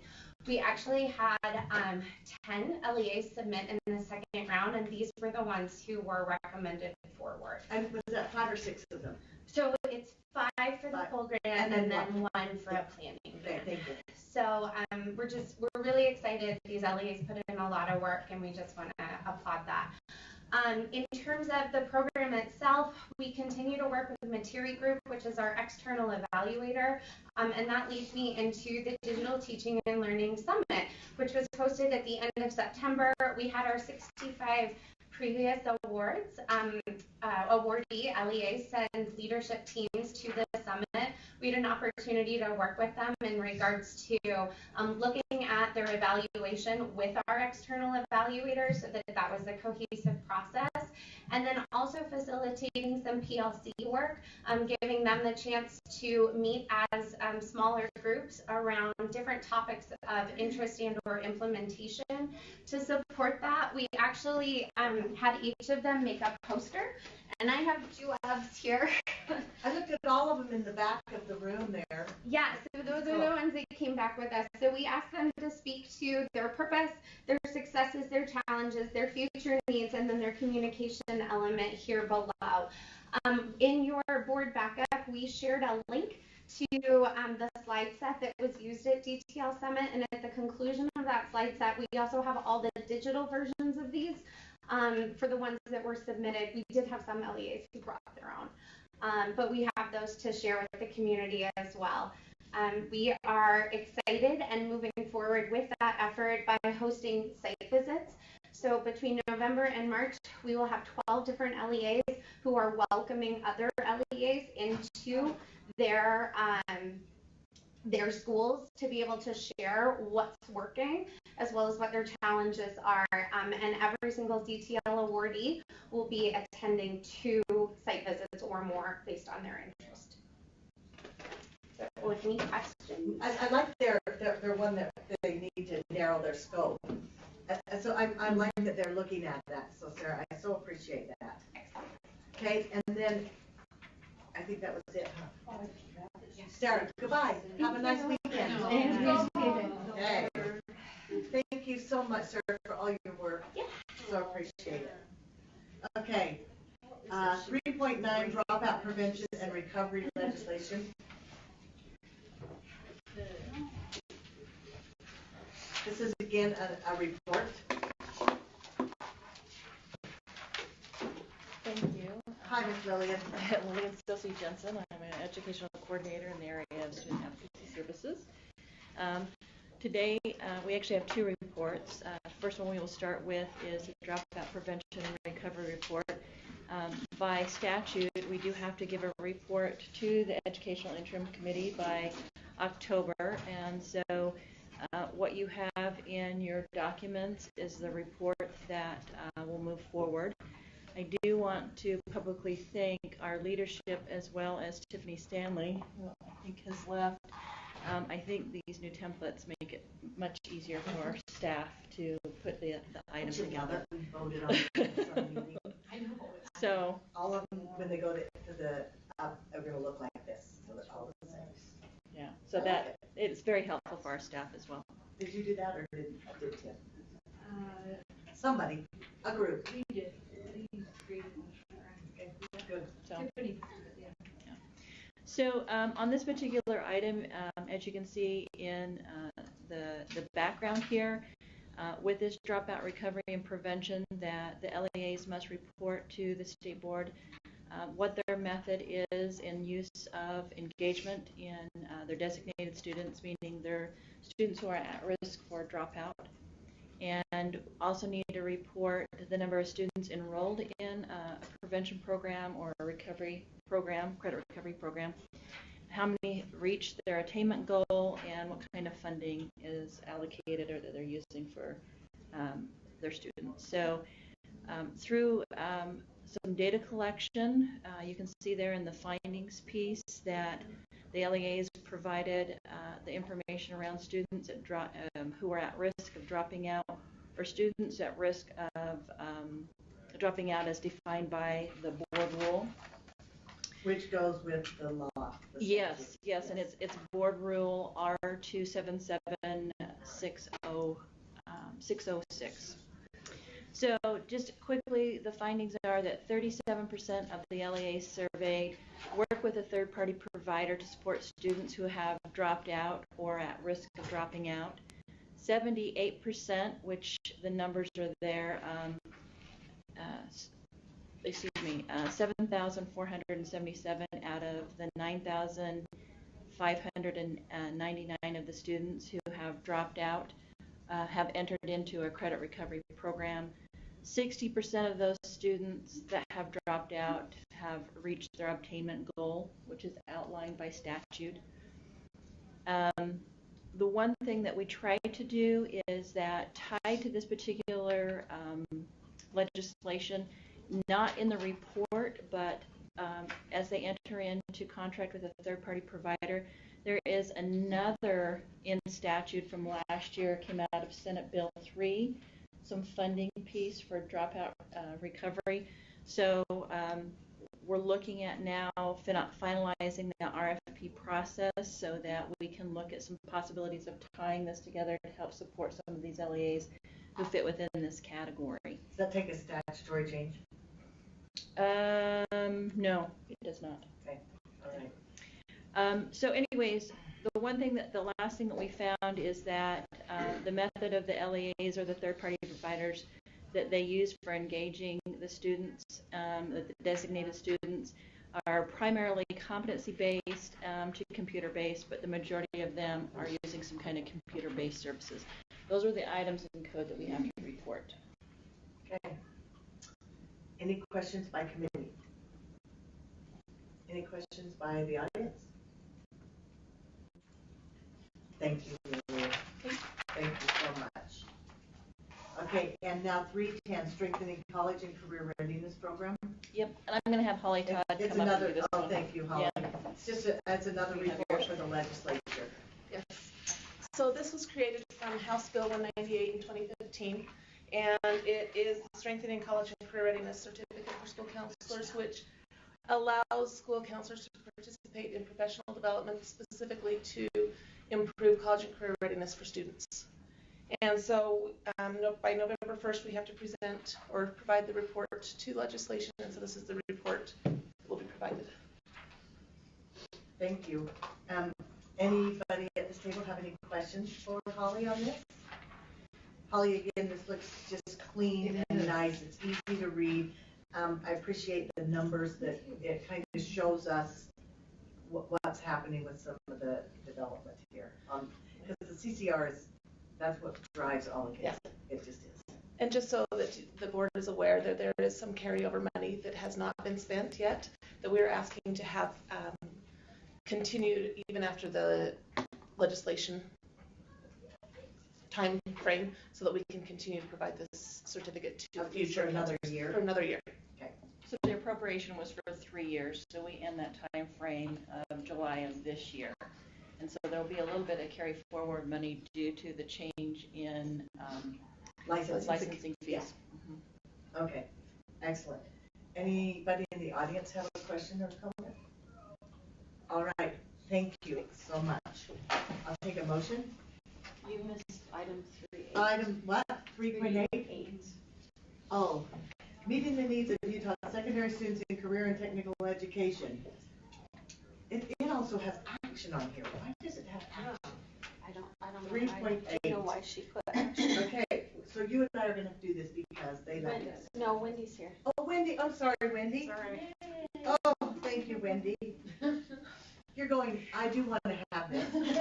Well, not necessarily. I can always just go back upstairs. It's another report for the legislature. It is. It's a legislative report. So each year we do a legislative report on a couple components, primarily how many students participate in career and technical education, along with some data points on achievements that they've earned during the year. And so as you look at that report, you can see that we have had a slight increase year over year, just moderate increase in participation.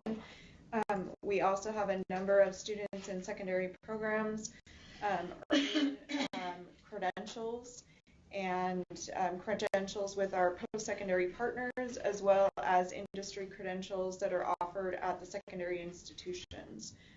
So I don't know what else you want me to tell you about it, but if you have questions. Well, I just want you to know, I just have a comment, and actually it was very helpful. I really had no idea that really the cost, and it was $4.95, the cost of membership. I thought it was a lot higher because of brake lays and equipment you have to buy, but once some of them don't cost anything either, or additional, I should say. They do cost something. And we do have a significant number of students that participate in career and technical education, and so that also then spreads the amount of money per student. I appreciate that, and it's highlighted easily for us and for legislators to see the percentages and so on and so forth. So I don't have any more questions or comments. Anybody on the committee? Anybody in the audience? Thank you, Wendy, for hanging in there with us. And Sherry, thank you for keeping track of me. Okay, now I'll take a motion. Motion we adjourn. All in favor? Aye. Thank you, everyone. Thank you for hanging there with us today.